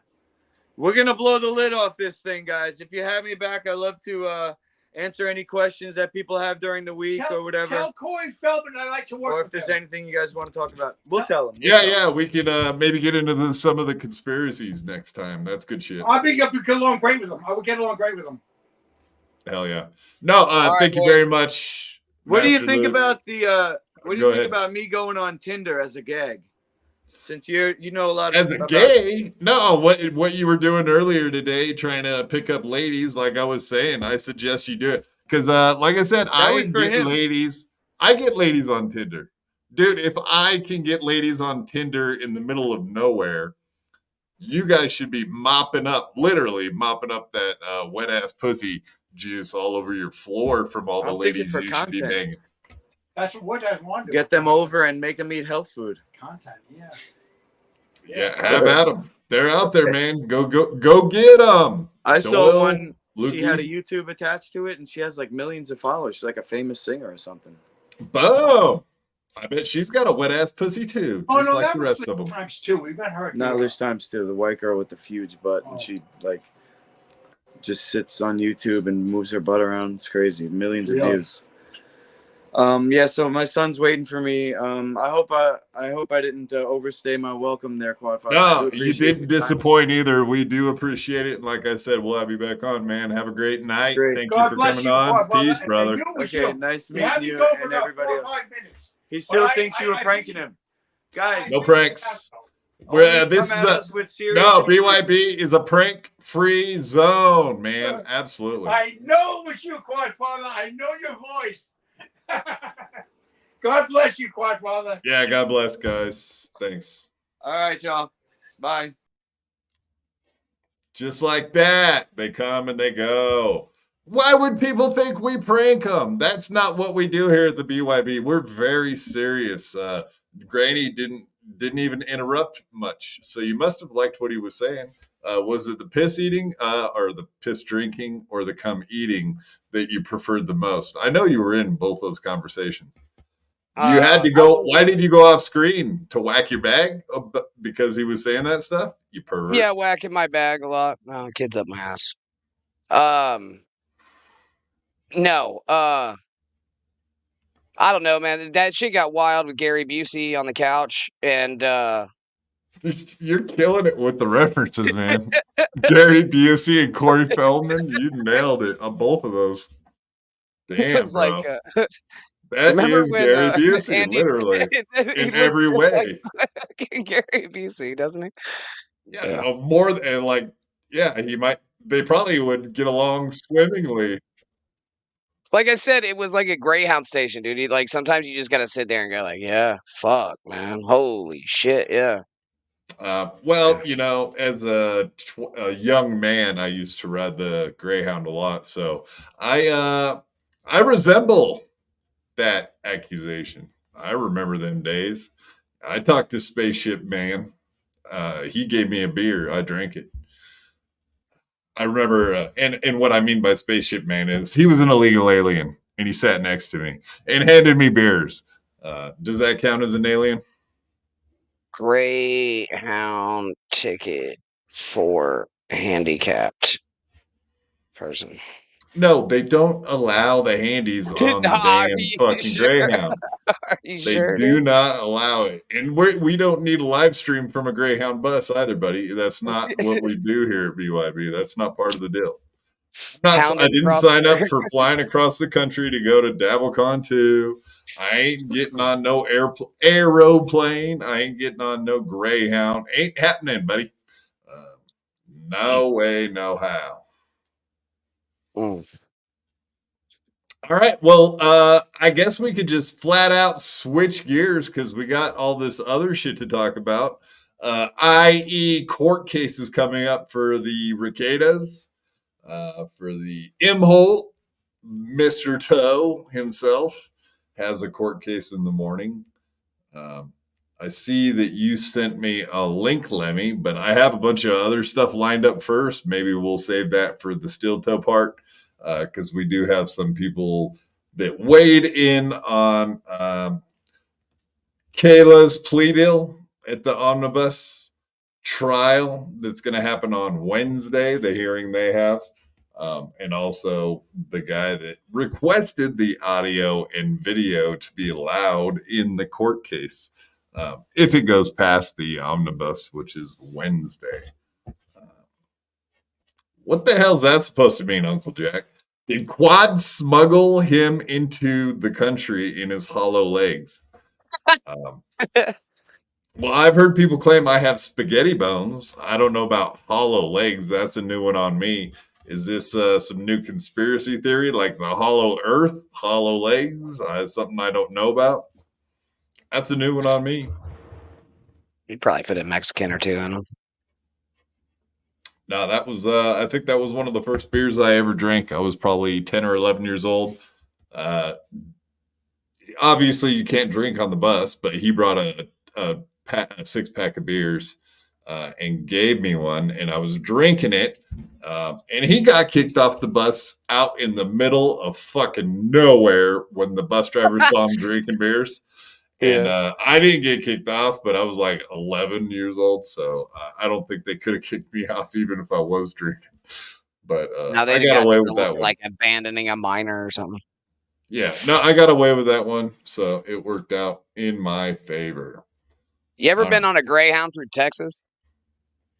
No, just Oregon and Nevada, pretty much. They stopped that motherfucker in Texas and New Mexico a lot, boy. To what? Boat people off, or because you can ask for them to stop out in the middle of nowhere and drop your ass off? Mostly ice, buddy. It's mostly ice pulling that motherfucker over. Damn near every 2 hours. La migra, la migra. Yeah. Don't be brown on that motherfucker down there, dude. They will kick you the fuck off or think that you have jumped the border for sure. They'll drop you off in Brown Town? Nah, probably the desert. No, they take you. Well, I figure a man like you with a complexion like you have can make it through the desert. I think you can make it. You can hack it. All right, let's get into these clips. Before Lemmy falls asleep from boredom about us talking about fucking Greyhound buses, which I'm actually kind of into the conversation, honestly. I am a fan of the Greyhounds, folks. But that's 30 years come and gone. Bye. All right, so this just kind of touches on the plea deal with Kayla at her omnibus hearing. This is kind of some interesting stuff. Here it is. Here's the big one. Now, I remind you, this is important because, number one, Rekieta said that Jason... It's a video. I know it's kind of weird, but whatever. Okay, that's how he set it up. But I just make sure your fucking hands weren't cranking out the video. All right. Sorry. No. It's a weird video, but whatever. That's how he do. And he posts some documentation too. So I guess he's just got a whiteboard for it. Jason Close wanted his body cam footage. That's his public statement. Jason Close only petitioned for the warrant, which is already public information. He did not petition for the body cam footage. So that's a lie, straight on its face. The other thing is that Rekieta is very, very, very afraid in this motion, not this response, this motion to a response motion. He's very, very afraid that if his minor children have to testify, then Jason Close might be looking at them through the television in DC. Well, Rekieta, guess what?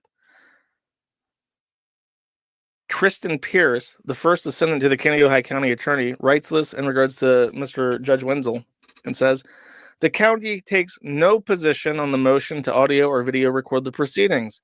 This case does not involve a victim. If there is not a person offense, and any testimony by minors is unlikely. The county defers to the court's decision.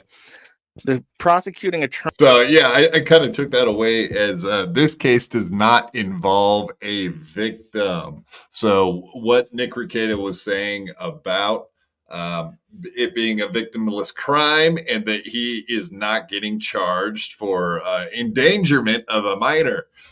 In fact, they were just endangered. You know what I mean, Lemmy? You see the difference. So what Nick was saying was actually the facts. It's the verbiage. Yeah, we just watched that. Well, actually, you weren't there on Sunday, but I think we went over some of that on Friday, though, didn't we, Lemmy? I think so, yeah. Yeah, because you're aware of that, I'm sure. Steve C. This guy gets it, folks. Be more like Steve C. $2.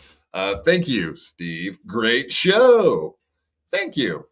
We appreciate that. I think we did such a good job. We'll even maybe do some scissoring later, right, Granny? Yeah, we're gonna fucking Not scissor me, it on you. I down. didn't mean that. I just assumed you will probably be doing that. You'd be the worst scissoring partner on the fucking planet. Kind of a lazy spaghetti boned partner. So yeah. Maybe unless I made you uncomfortable and you did that little fucking cripple wiggle that you like to do. Yeah, there you go. Well, that's it. That's what you're saying. I do some weird. Yeah. Fuck you, Granny. Fuck you, Granny. Son of a bitch. Attorney has stated there will be no. They're not smug about this, by the way. But I'm patient, Chad. I'm patient. I'm willing to wait and see what happens. Right. Well, actually, that was mainly what I wanted to show on this one. let's just move right along quickly. So we can get to the good stuff. Let's just jump right into it. We won't even mess around with tabs. We'll just jump around like So in the last episode of the Ricada like House of Pain, right? Jump up and get down. Not the song. Nothing? Just play the fucking video. Ricada had, or I had, through council, filed a motion to allow recording in Ricada's omnibus hearing. Ricada's omnibus hearing is on the 21st. It's right around the corner. So it'll be next Friday is the time that I will be talking about the outcome of the omnibus. The omnibus is a very big hearing in Minnesota. It's basically where all pre-trial motions are submitted and handled in one big hearing. So they don't stagger the shit out. They don't make it drip feed for years. They take that right to a speedy trial shit pretty seriously. So everything that you want to say about excluding certain things, doing certain things before the jury is sworn in and before the actual trial begins, it must be done before the omnibus hearing. And the omnibus hearing hears all of it, including, interestingly, the request to record the omnibus hearing. So we're going to send in a guy. We have one in mind. He's an attorney in Minnesota who will venture out. So this fellow, Noel, is the guy that was requesting to have audio and video during the omnibus, but not only that, he was requesting it for the entire trial, if there is a trial. But we know that possibly they could just be doing a plea deal. But also, like he's saying, he actually has this guy that's going to show up to the all of the hearings, and we have more on that too, because we got another guy, interestingly enough, a famous person that wants to also go. We'll listen to that next, but let's finish this up. To the small county of Kaneohe County in the south central Minnesota to record the Spicer County, whatever county court handles it. And he'll go there. It's a long ass drive from North Dakota down to Spicer. And then he'll set up his camera or try to come in.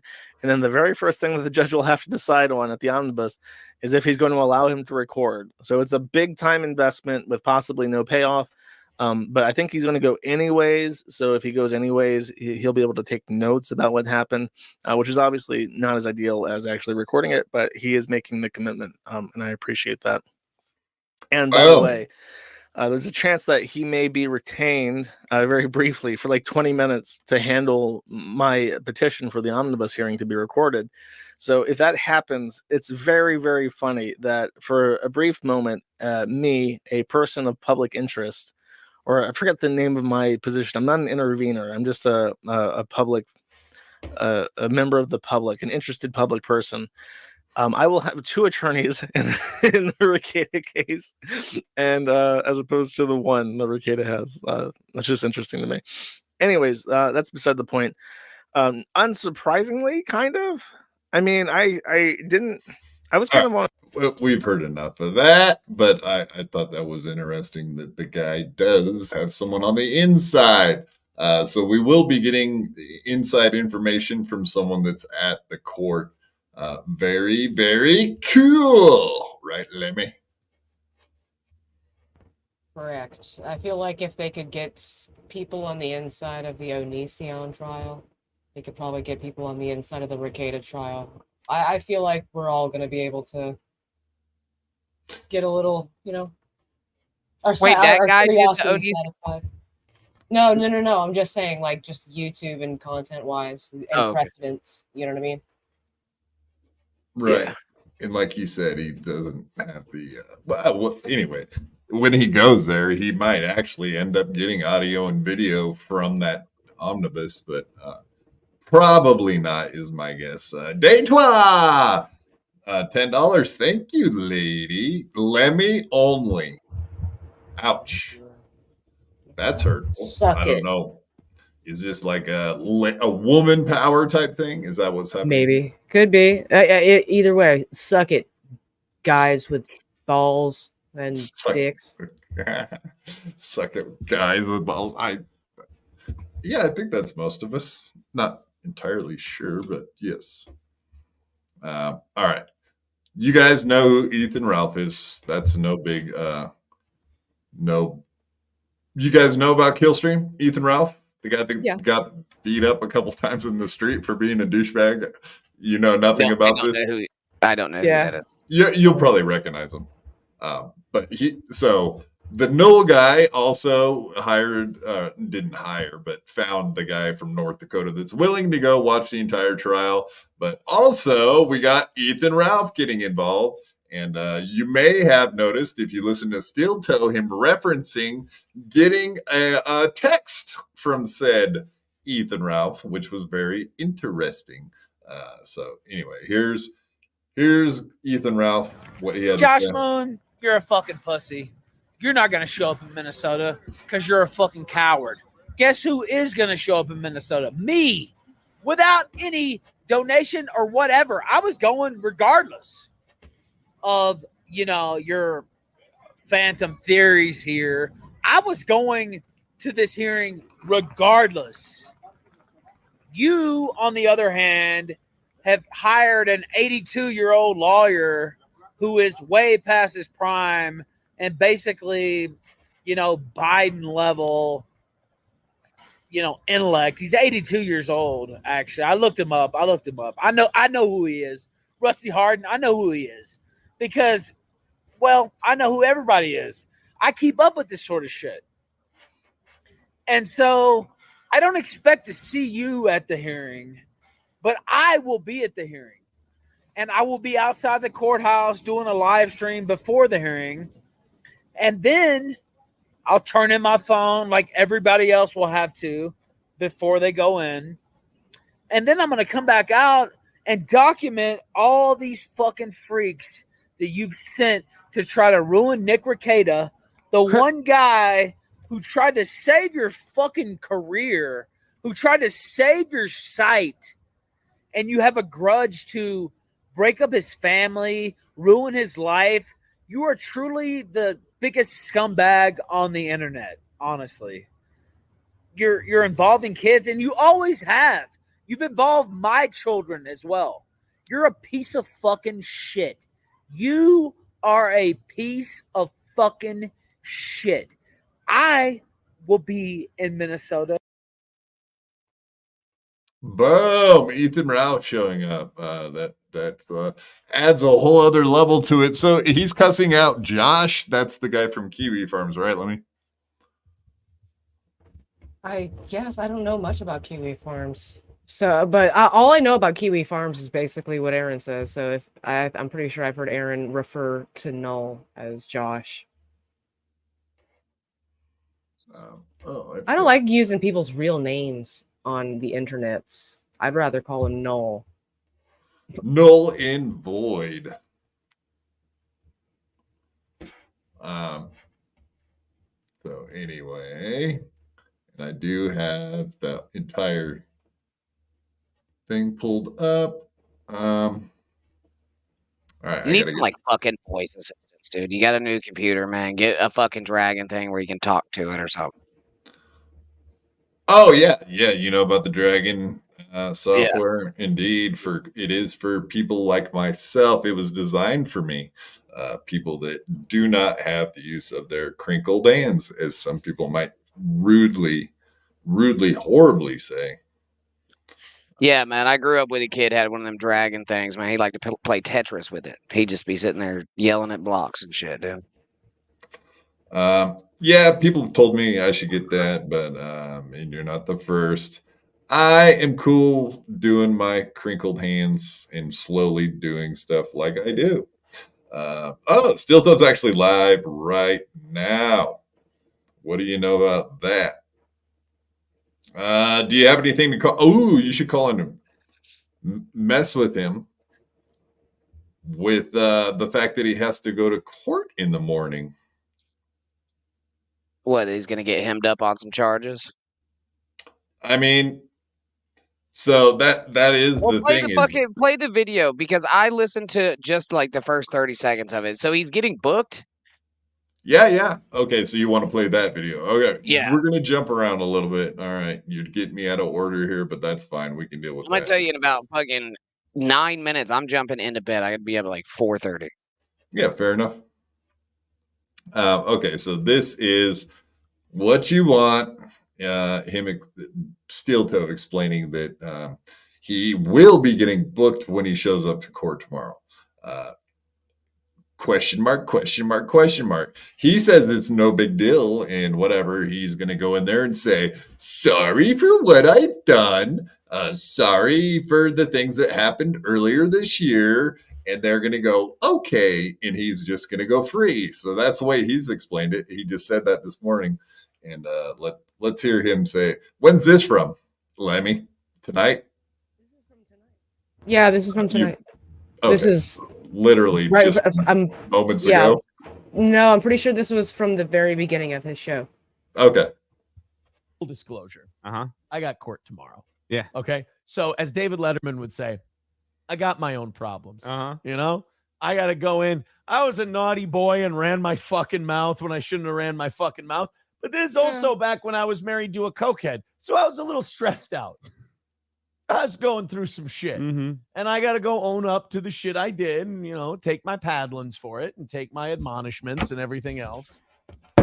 Heard today that they got to do like the whole booking thing. On you? Yeah, shit. They got to book you? That sucks, but what do you do? Does that mean mugshot? I know. Well, here's the deal. I'm wearing a suit tomorrow, so I'm gonna smile nice. I'm gonna look. It nice. turns They don't out let you smile in the mugshot. they got though. clothes for you They there don't? at the jail. No, they try to make you they not keep them smile there. on your mugshot. It's a thing. Like your driver's license, you're not supposed to smile. Isn't that a thing? Yeah, I mean, well, the only thing I can take for example is like what they did with Trump. They brought him in and they booked him. He didn't go in and get like butt searched and like all that stuff. He just he went in there, they fingerprinted him, they took his picture, and then they released him. So I'm assuming that's how it'll go. But we don't actually know that for sure, right? I assume if they were going to arrest him, they wouldn't wait for him to come in to do that little booking thing tomorrow. He would have been arrested already. But who knows? Thing or is it Wait, just driver's no. license? Why can't I fucking smile? I don't know. I don't want you making a fucking joke out of it. It's not a joke. Maybe I'm wrong. I know your driver's license passport, they're real strict on it. I'm happy to be there because I get to account for what I did, accept my punishment, and move on. Well, And then the internet gets to see about it. yeah, they must. let you, 'cause my He's dad's being smiling in charged his with a mugshot. crime. There I you mean, go. regardless. I'm glad you have a dad who gotta has a let mugshot. You can help me out with this. Yes, yes. So it's look, life is funny.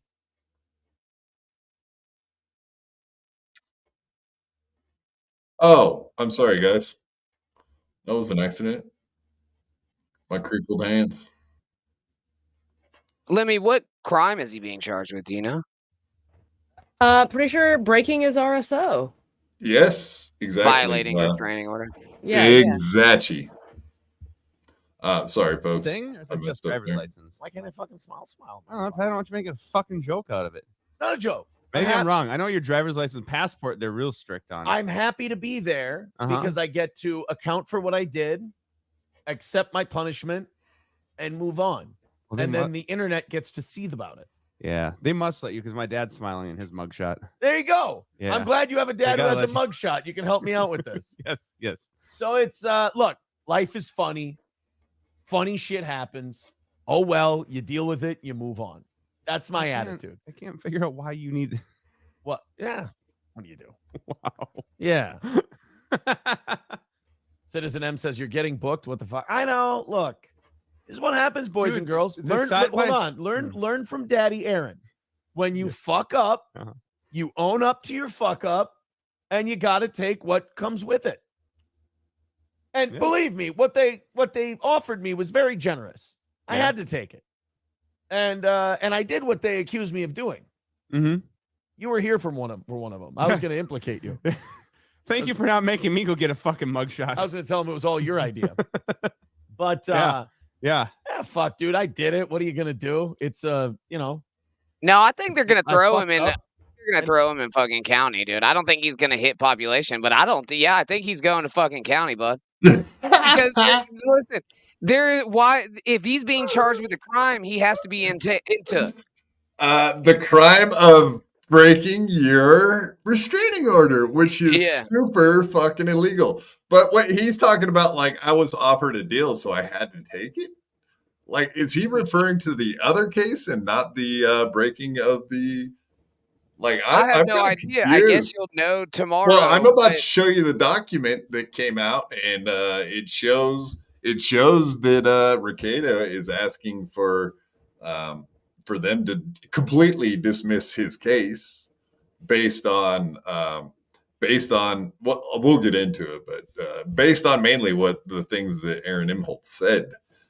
And he is number one snitch, and there's no doubt about it when we look at the next document, which is kind of amazing. But yeah, he is going on and on and on about, like, yeah, just plead guilty, just admit what you did. Like, he's the dumbest guy when it comes to. No, you never admit what you did. You never snitch. You never plead guilty until you have like a good plea deal to plea on. Like, the guy is criminally retarded.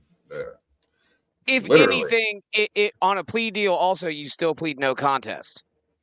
You don't plead. Well, that's a plea deal. You don't just walk in there and say, yeah, I'm here to plead guilty. I'm here to plead guilty and tell everybody what I did. I'm just going to take the maximum penalty, and that'll be good for me. I'm happy with that. It's like, what? You're an idiot, dude.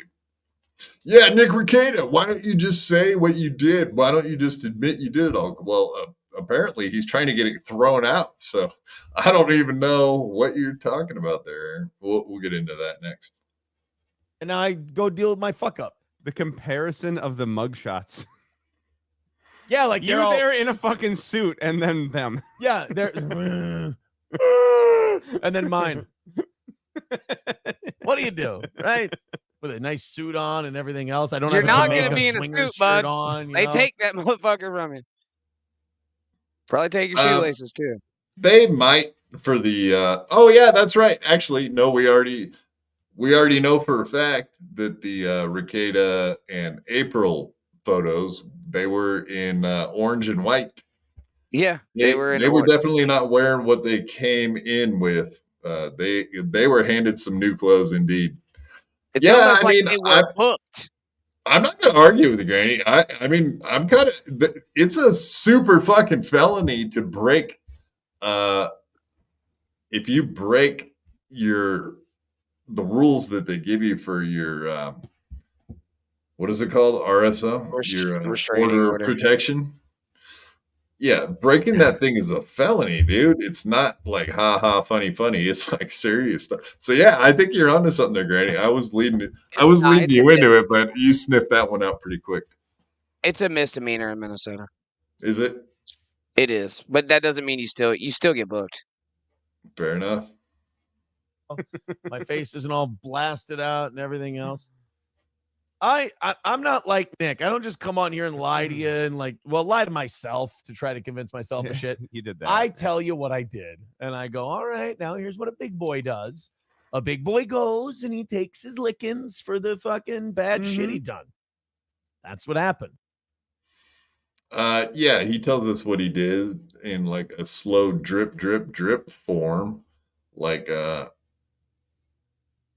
as it's necessary to tell us what you did, then you tell us. Thank you, though. All right, jumping right into this document. This is let's just show it. Well, I'm going to cut it there. We'll see y'all on Wednesday. Yeah, buddy. Thanks for coming on. I hope you had fun with the Pea Drinker. Luke, I had a great time with Luke, and I know that bugged you. But you're a lover. You love Cardiff, and Cardiff's a jizz eater too. I mean, actually, and he's gone. Next time he comes on Lemmy, we should have Cardiff here so they can have like a really long conversation about eating jizz.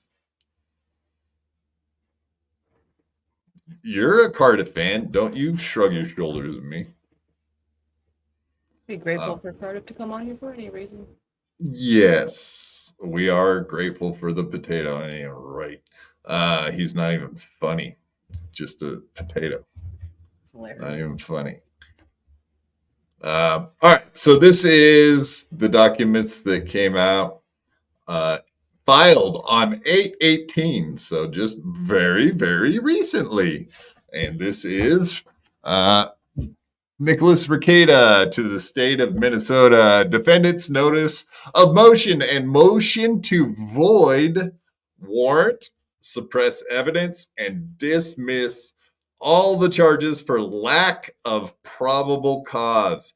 So what he's saying is they didn't actually have a case established or a reason to be getting a search warrant to come to his house and not break in, but go in and find everything. They did find and arrest everyone.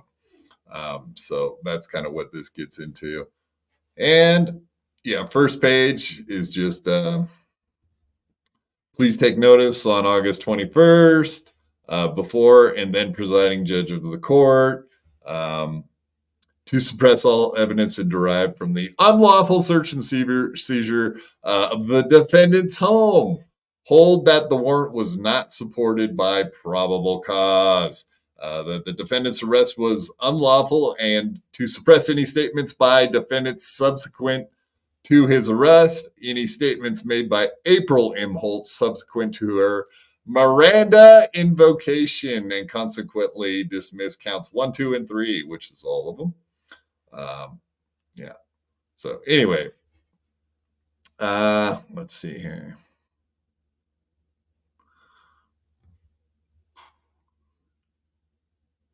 So that's just talking about the thing, but all right. So here's the main thing. In this case, it regrettably appears that the applicant knowingly and willingly misled the court in his application for a warrant. In the warrant, the application informed the court that he was able to review the video that was taken off defendant's YouTube and Rumble social media sites from 5/21/24, when he was in his basement studio talking about court appeals ruling he lost. I think that's the drunk stream. What the applicant failed to disclose to the court is that the video he was watching must have been altered from its original, given his proclaimed extensive amount of experience. The applicant should have stated that the video bears indices of alteration that are readily evident to any layperson, even more so to a self-described expert who. So the person that came to the court with the evidence, with a video taken out of context from Nick Rekieta, that's what he's stating.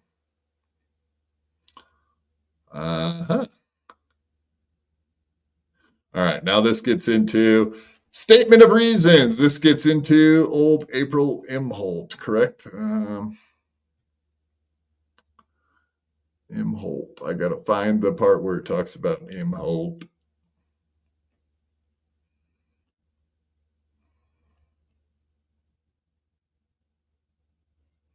Oh, okay. Here we go.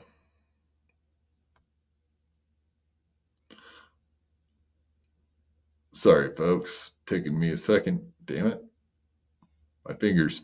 Applicant offered as the initial basis for issuance of the search warrant a report received on May 16th alleging possible child neglect and controlled substance use. Applicant failed to disclose to the judicial officer the existence of a letter. May 20th, 2024. The letter was sent to Cuyahoga County Health and Human Services, was authorized by Children's Services Supervisor Alicia Sweep. In this letter, informed the Sheriff's Department 2 days prior to the applicant's search warrant does not fit the definition of child abuse or neglect. All right. Applicant asserted, so this is where it comes to the M. Holt. Applicant asserted that the defendant and M. Holt may have recently had a falling out. That's an understatement. This is intentionally misrepresentation by the applicant.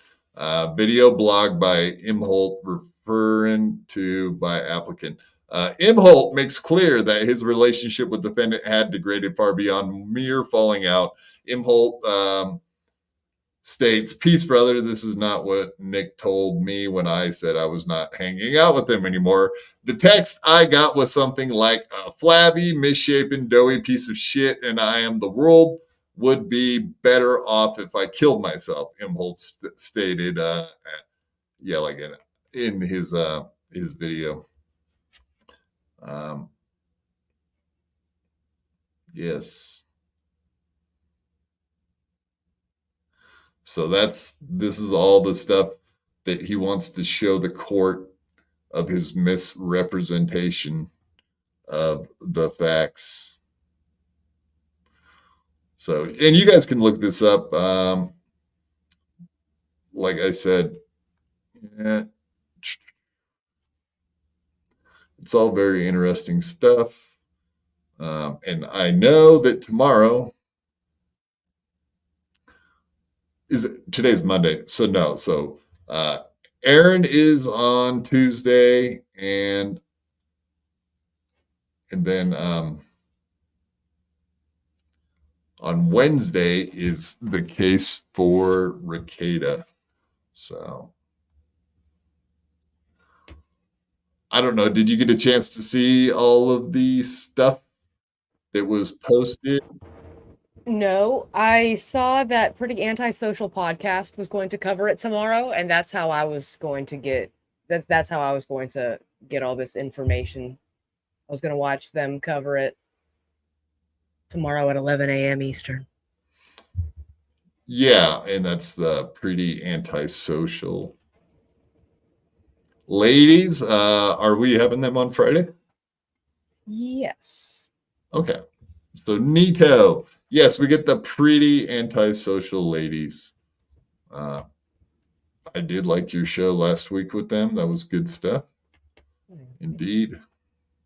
It's a lot of fun.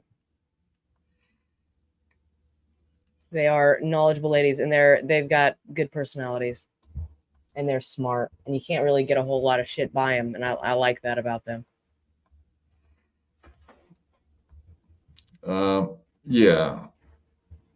Yeah, that was very interesting. Like I said,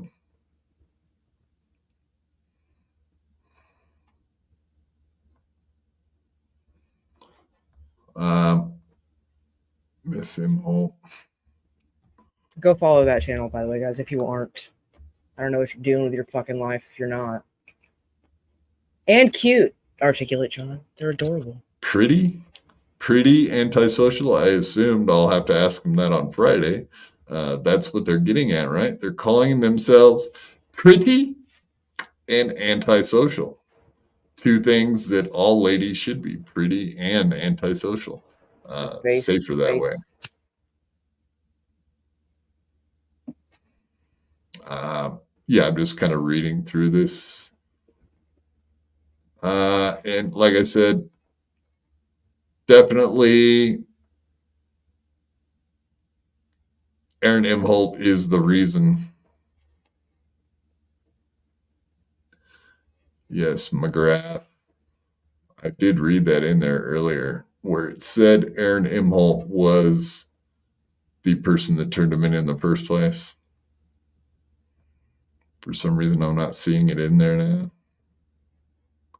now. But you can see where it seems like Aaron did indeed tip them off as far as his drunk stream. Not shocking. Yeah, it's a 17-page read. It's all Jeez. very, very interesting. But yeah, so I'm very curious to see if he would get the charges dropped. That would be amazing. What a twist. Wouldn't it be funny if Aaron literally is booked tomorrow and charged, and all of their charges just get dropped, or they take like a really tiny little plea deals, and their court case is wrapped up and done with, and they got their kids, and they're good to go. That would be crazy. And That'd like be insane. probation or Yeah. just very minimal nothingness.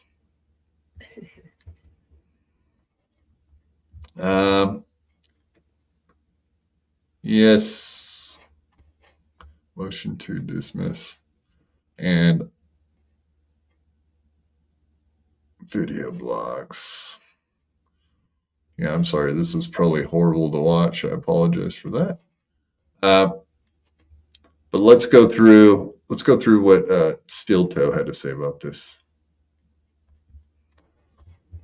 I do have some, and it's not just what he had to say.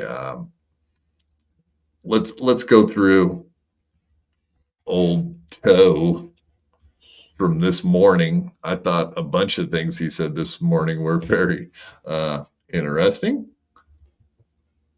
Let's start her off here. Yeah, so of course, you remember last time people were talking about his domestic violence, and he told his mods pretty much, if anyone's talking shit, go after him, get rid of them. I think the last time he brought that up was during the time when the domestic violence came up. Now he's got the court case tomorrow morning, and I think maybe he's a little bit nervous, but he's right back to the same thing. I do see that he allowed. Here, let's hear from him. I feel good. Off to a good start this week. Excited to have you guys here. A bunch of the YouTube mods got in touch with me this weekend, and they said, we want to clean up the YouTube chat. I said, go ahead. Go for it. Real fans have been complaining that people are just being kind of gay. So I said, well, get rid of them then. And they said, really? I said, I'm not going to do it. You go ahead. You guys make it. Like I've always said, if you're this show is supported by listeners' money. Like listeners give us money so that I can do this show. So you've become one of the really trusted ones. Take over. Absolutely. I want it to be good for you guys. The people who monetarily support this show, the people who keep this show on the air, I want them to have fun. So if that means that they're like, hey, these people aren't fun, these people are just kind of sad, I'm going to bounce them. Sure. I don't mind. I don't mind at all. Let's go to Ethan with 650 starting us off today. Thank you, Ethan. Doorman over on PayPal with 15 starting out nice today. Says, let's celebrate with powdered donuts and Celsius this morning. I don't need any energy drinks today. I really did need my energy drinks on Friday, unfortunately. I had to fall off the wagon. I got plenty of sleep yesterday between napping in the afternoon and just sleeping through the night. Blah, blah, blah.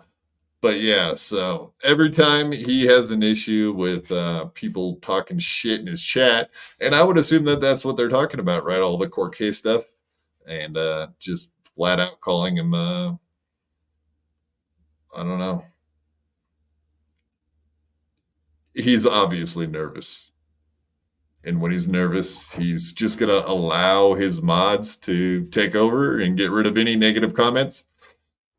This is a ride that we've all ridden 100 times if we've ridden it once. Mods, go crazy in the chat. Ban whoever you want. Wait. No, don't ban that guy. Guys, stop. Guys. We've seen this. Right. Yeah, because I've gone in there and just been talking shit for fun. And I would get banned by his mods, and then Aaron would see, he was like, oh no, not BYB, they're okay, those guys are fine. And then they unban me, and it's like, dude, I said like 2 half-ass comments that were kind of fucking with you, but not really. It's like, Jesus, dude, be any more thin-skinned?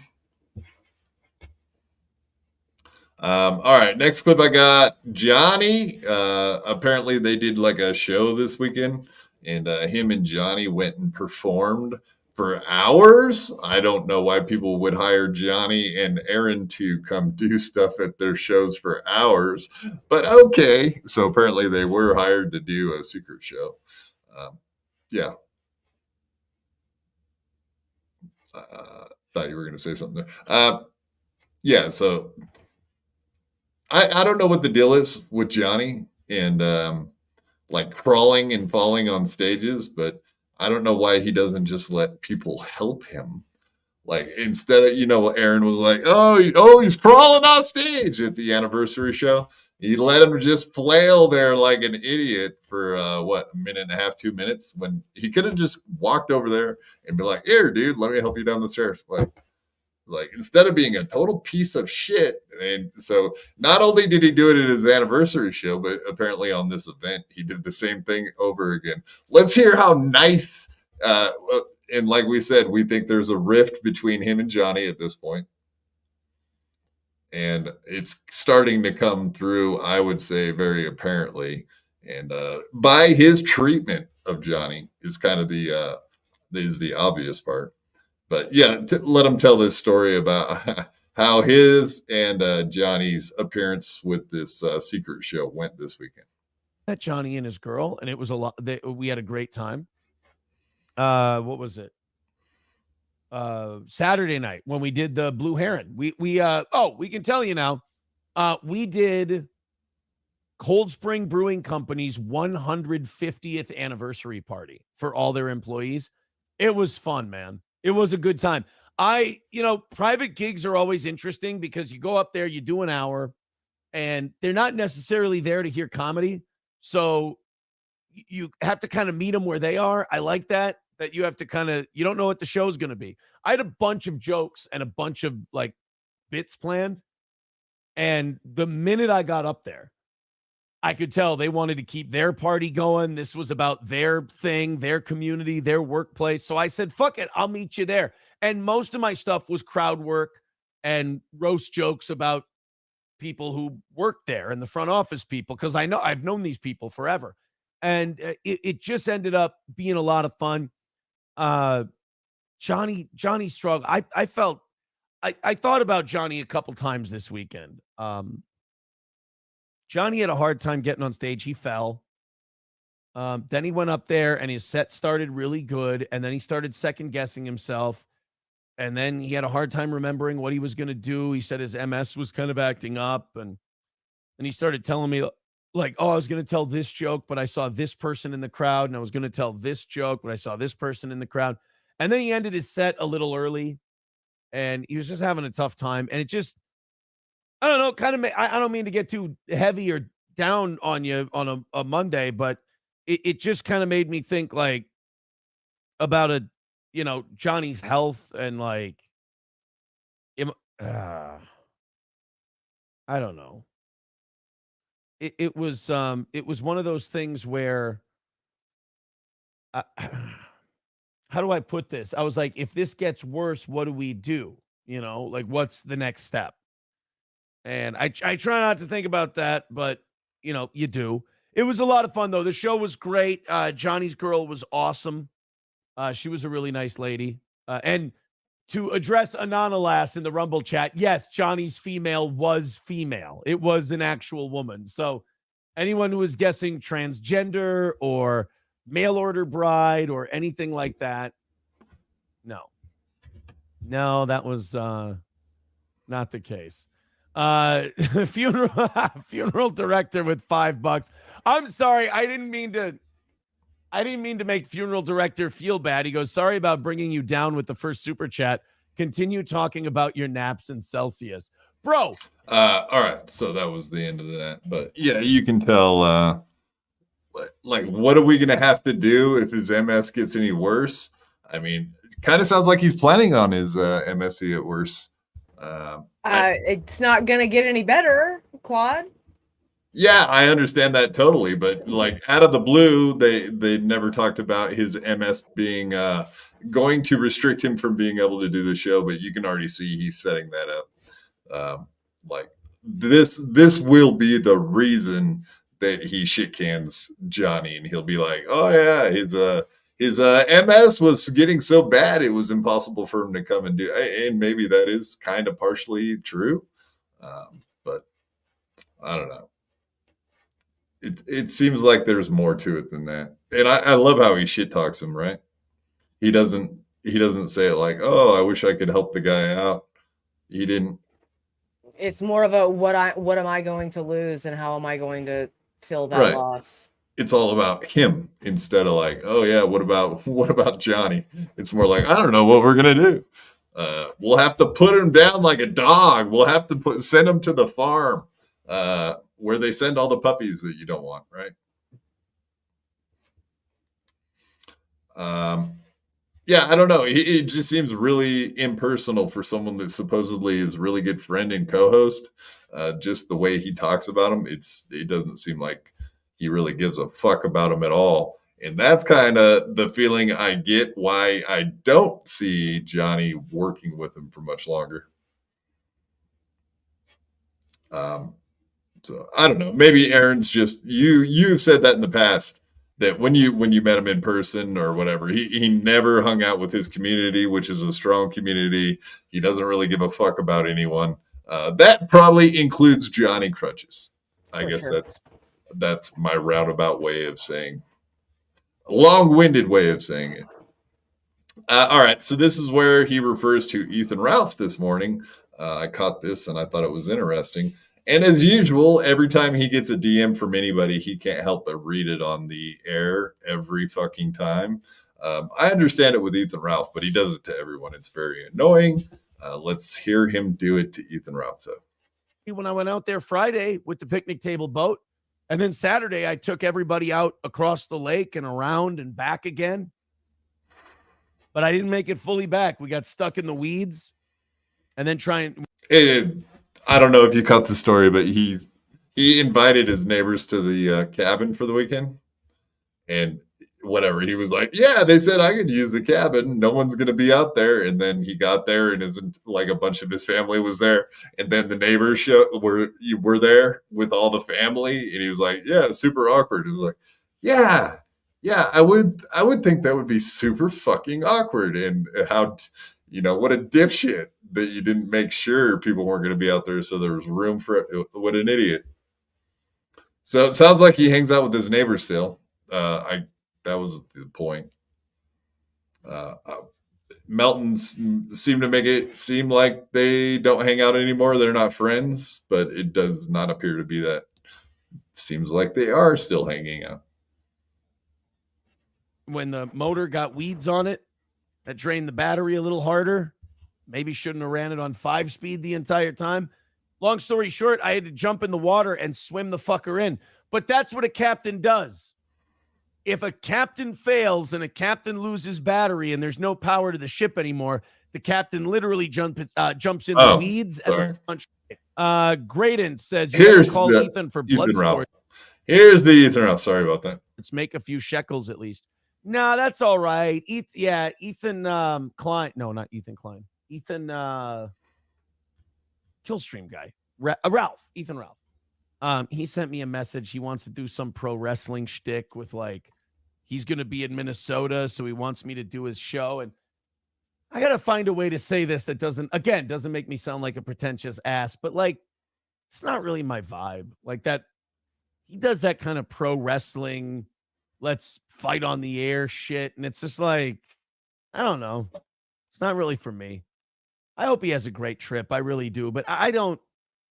You get to choose who you associate with. And no offense to him. That's just not a guy I want to be tied to.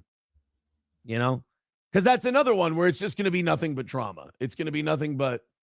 It's I'm not online that much, dude.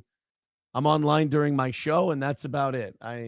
So I wrote him back. I said, nah, it's not really for me. No, thank you. I appreciate the offer. He was being all, come on, you snitch. Let's do this. Blah, blah, blah. And I'm like, it's not really. So, yeah, that's a lot of bullshit, right?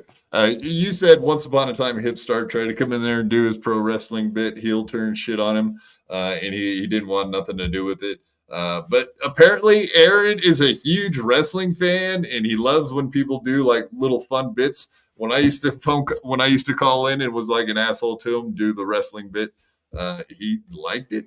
But now all of a sudden, I don't know what is the difference between Ethan Ralph wanting to do a little wrestling bit and I don't know. You doing a wrestling bit on, I don't know, Chad Zumach or Melton trying to do something, but failing miserably. He only wants it if he has complete control. The only time I've ever seen him actually interact in anything wrestling based is when he fucking whipped out his damn wrestling action figures and made them wrestle on his stream. That's the only way he'll do this because he has complete control over it. Yeah, I don't get it, but whatever. You think he would play into Ethan Ralph? That's I thought he liked siphoning off of bigger shows, and Ethan Ralph definitely has a bigger show, and he's way more of a public figure. You think he would play with that, but maybe it's not so funny because that was my other thought. It's not so funny because it's really close to home, and all these cases are going to involve him and things that he did. So he doesn't want to like make a joke out of it. He might be seriously in jail here, so who knows? Maybe that's part of it. It's too close to home. He doesn't want to play. No, he's scared. He's scared he'll get his fucking ass whooped. Exactly. He's scared he's going to get his ass whooped by Ethan Ralph and Nick Rekieta, all the above. And that's why he has his mods shutting down his fucking chat because he's scared. He doesn't want words said. He doesn't want to play games with Ethan Ralph.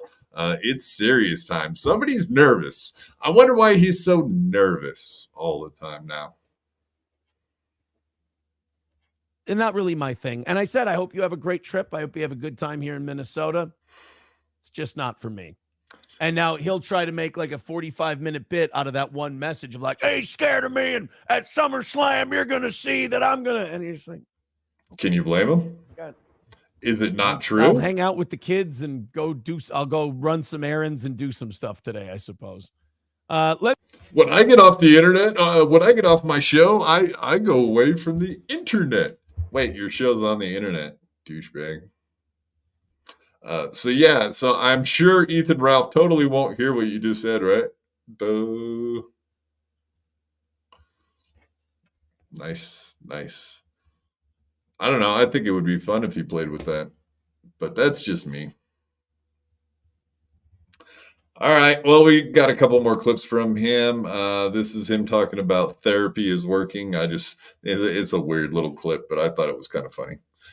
Let's get some insight on Aaron Imholt and what he thinks about his therapy. Is he talking therapy now just because he wants everyone to hear that he's doing therapy so that when he goes to court tomorrow, he can claim therapy?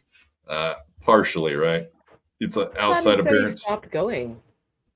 Well, he did, and that's exactly how I remember it too. But all of a sudden today, he brings it back up. Kind of weird, isn't it? Bit. Check it out. AF, thank you. I do like that. Hulkamasha Baby's right. You call an album Whores and Bad Decisions, and I'll love it. Buffalo Jockey with it. I feel that line, though. It's hard to walk a straight line when they're curving up them jeans. Story of my life. I'm going to pick the right one this time. This is going to be good. It's not just going to be some hot chick that's, fun to fuck. And then you find a hot chick that's fun to fuck. And you're like, we should find some things we have in common. And then somebody whispers in your ear, Aaron, you're supposed to do that one first. Then you can find them hot and fuck them. Wait, what? I will say this, though. That does bum me out. When I go to like the lake and stuff and I see my family and they kind of do that. They do that thing where they're like, oh, you'll be fucking engaged by December. Nothing's changed. And that used to not bother me, but it's kind of funny how his family says the same things that Melton says. Yeah, he'll be married by fall time. He'll be married again. Yeah, it's kind of weird that his family sees him the same way Melton does. That's weird. Do you think they watch Nobody Likes Onions? I bet they do. That would be the funniest shit of all time. His dad personally watches it. His dad walks in with a fucking NLO hat on. His You'll drink's be kind of there like a next mug all or something. time. That's what I heard on Melted. It's fucking hilarious. Got him. It's too good. All right, here's the therapy part coming up. Then when I actually did start trying to change, like when I did start like doing therapy and doing all that stuff, and realized the bad decisions I'd made, not just the last 6 months, but maybe the last 6 years or, 36 years, who knows? But when you start doing that stuff, you start learning and figuring shit out, and then people go, you're still the same guy. You haven't changed. That gets to you a little bit. That does. That eats at you. Maybe because you are still the same person, nothing's changed. You're still talking about your new slam piece, and like it's fucking weird, dude. Like nothing has changed. Is he Your not aware kid of that? literally begs you to get off the internet, and then you share with your entire community the contents of that private letter that your daughter wrote on the internet, and then don't adhere to her wishes. That's There you fucking go. wild. If I was a grandparent and I saw that, I'd be like, what is Why wrong with aren't you? Yeah. Yeah. Just a little, unfortunately. Happened again this weekend. Someone was like, yeah, you should pay your therapist double. You'll be engaged anytime now. And you're just like, like my therapist is like, well, you should tell those people that bothers you and stuff like that. And I'm like, yeah, like a fucking gay guy? Is that what I'm supposed to do? Like, I don't know. It's just, it's part of living with, the kind of the house you've built yourself, some people aren't going to believe that, it's different until you prove for a long period of time that it's different. That's part of the deal. I mean, that was actually correct.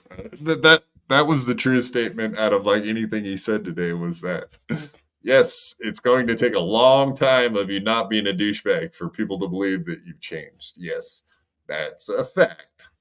Very good, Aaron. You're starting to see the light.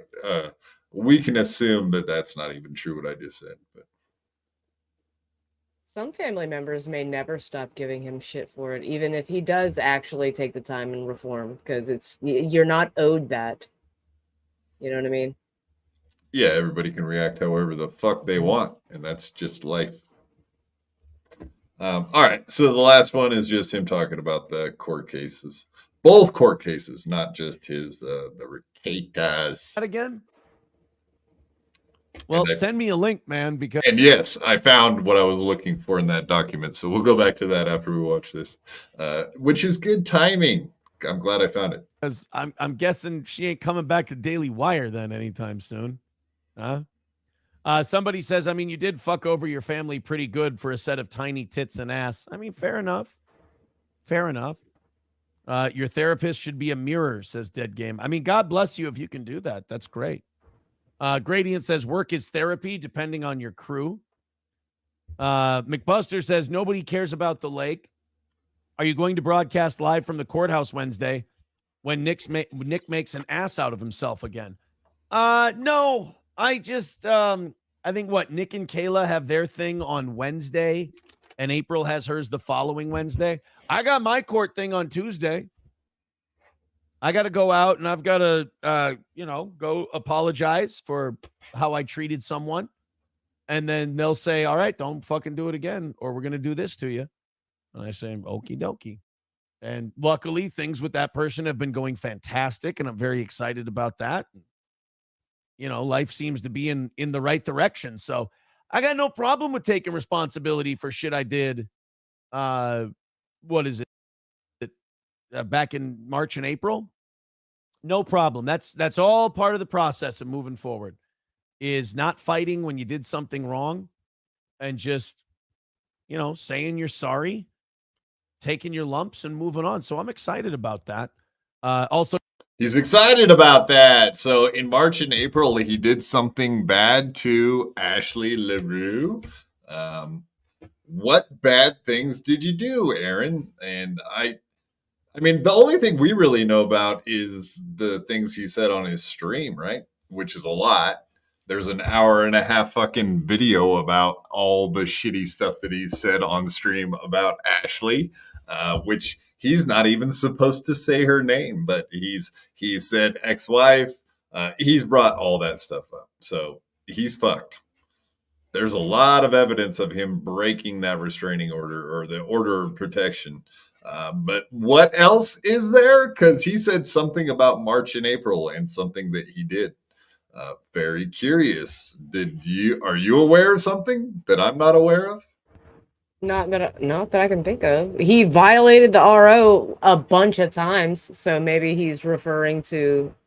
But yeah, he said specifically March and April, though. That's what I didn't understand. Is he's referring to something he did 4 months ago, but he still talks about her like within the last month or two. Like he's still saying ex-wife, and like he's not even supposed to say that shit. That's true. Huh. Yeah, I'm curious. Did he make a big boo-boo? Because let's listen to it again. When Nick makes an ass out of himself again. Court thing on Tuesday. I got to go out and I've got to, go apologize for how I treated someone. And then they'll say, all right. Treated someone. That sounds like something you would do in person. You don't say like, I texted someone shitty stuff or I said like bad things on a phone call. That sounds like that sounds like he was threatening or was shitty in person, because you don't treat people badly on a phone call or on a text, right? That is very interesting wordage. And we all know that he's a wordage kind of guy. So right. I have to go apologize to somebody for being that. Yeah. It's probably April for like, I don't know, squeezing the breath out of her at one point, headbutting her and whatnot. No, I don't actually. Do you think that's what that is? Because the thing tomorrow is about the order of protection. So I just have to assume that what he's talking about is something that he did to Ashley in April or March.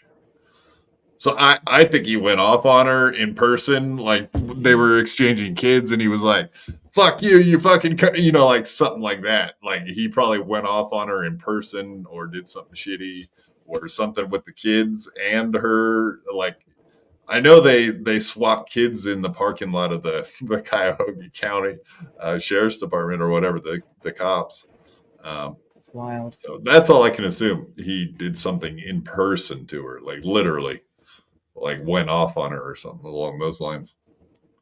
But yeah, like how I treated you does sound personal and in person. Not, I don't know. I'm just speculating, but that's what it sounds like to me. I don't know. Do you go into court and you just go, "Hey, sorry for what I did," and they go, "Eh."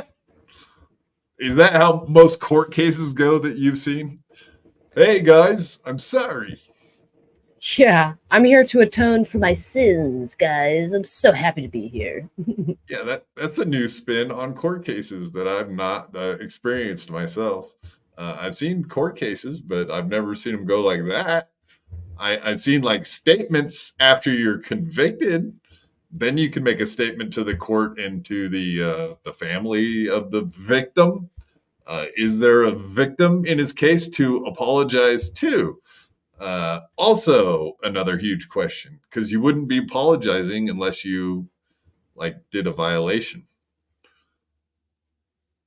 So all I'm saying is it sounds like there's way more going on with that order of protection violation than meets the eye. There's something else that did not get listed or that we know about.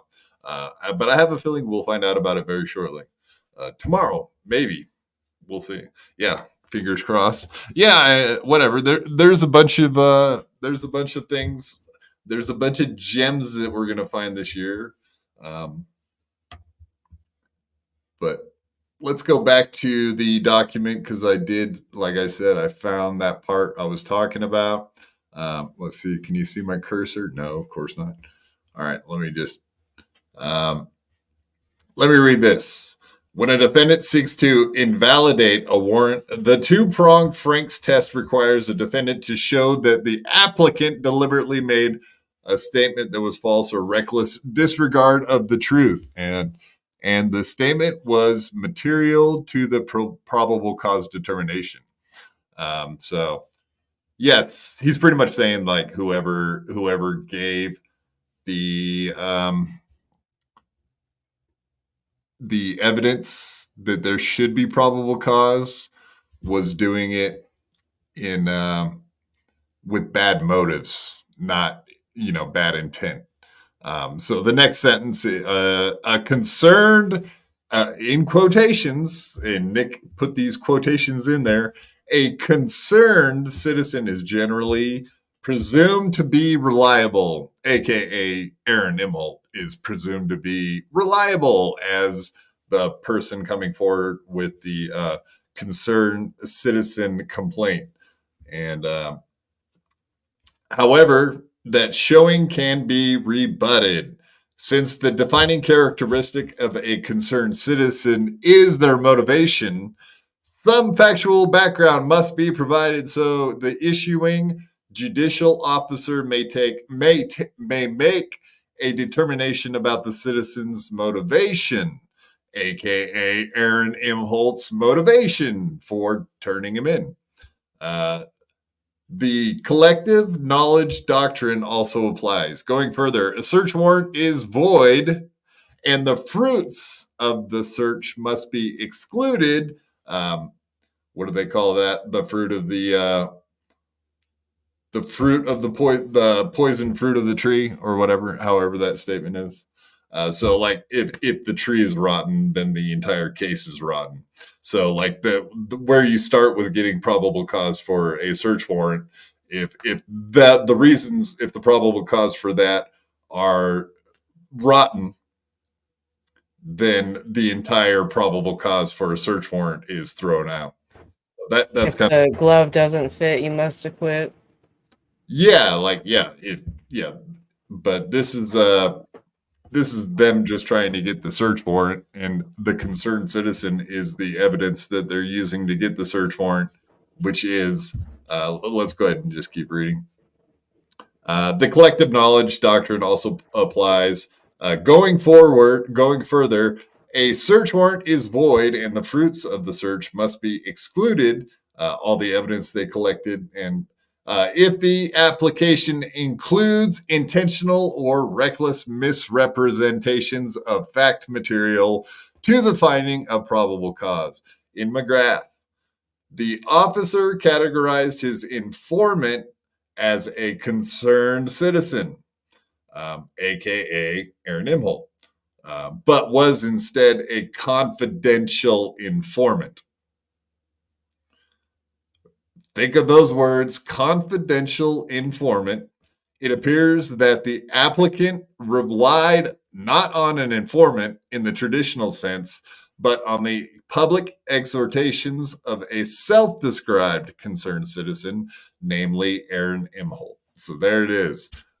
When Aaron Imholt said that he was indeed the snitch, he wasn't joking. It's fact. And that is what Nick Ricketta is rebutting, is the fact that Aaron Imholt had a grudge and whatever. So if he's the reason that they did get a probable cause for the search warrant, then absolutely the entire case will get thrown out Wednesday if they do say that Aaron Imholt had a grudge and whatever. I don't even know if that stuff has been shown in the filings. I do. Yeah, here. So, and when he referenced all the shows that Aaron said stupid shit on, I just love pointing out that this is going to be shown in court that he took clips from shows, one of them being called A More Perfect Reich. That's one of the names of the shows that Aaron has. He's going to have to deal with that in court. A More Perfect. Can we show the next clip from A Perfect Reich? That's kind of like the names of his chatters, right? Can we call to the witness stand Sniggard Niggardly? And then after that, Hobo Chili Recipe and Seek Kyle. Is there a Seek Kyle in the courtroom? Can we? It's getting deep, folks. That shit's funny to me, but whatever. It's not my life. That's why it's funny, because I can watch it from the outside and just make jokes about it.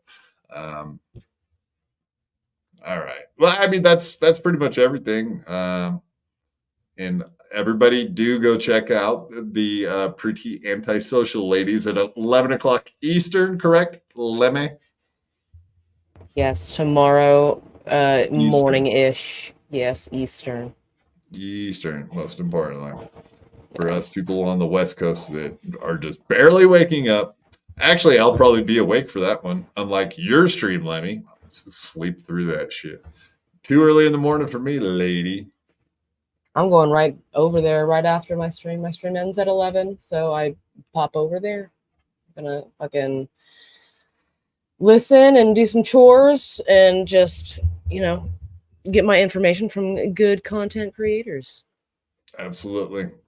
And like I said, we have them on Friday. On Wednesday, I think we're going to have... You're not going to be here, Lemmy? What, next Wednesday? This Wednesday. No, I'll be here. Like tomorrow. Okay. Day after tomorrow? Yeah. Yeah, I'll be here. Okay. But yeah, that pretty much concludes our broadcast day.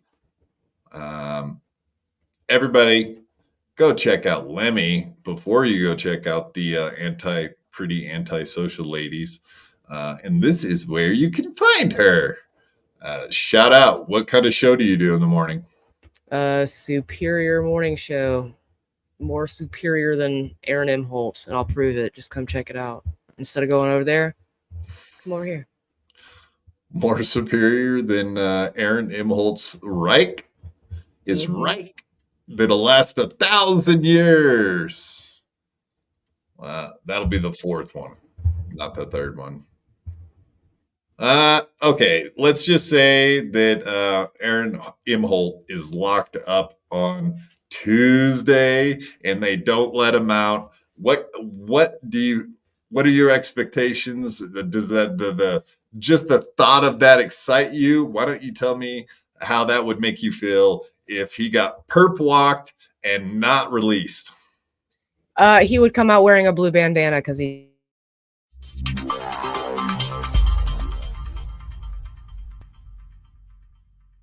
I had to fight my whole life.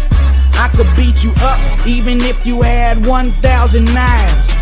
Even if you had infinity knives, I would punch you up into the air like a kite.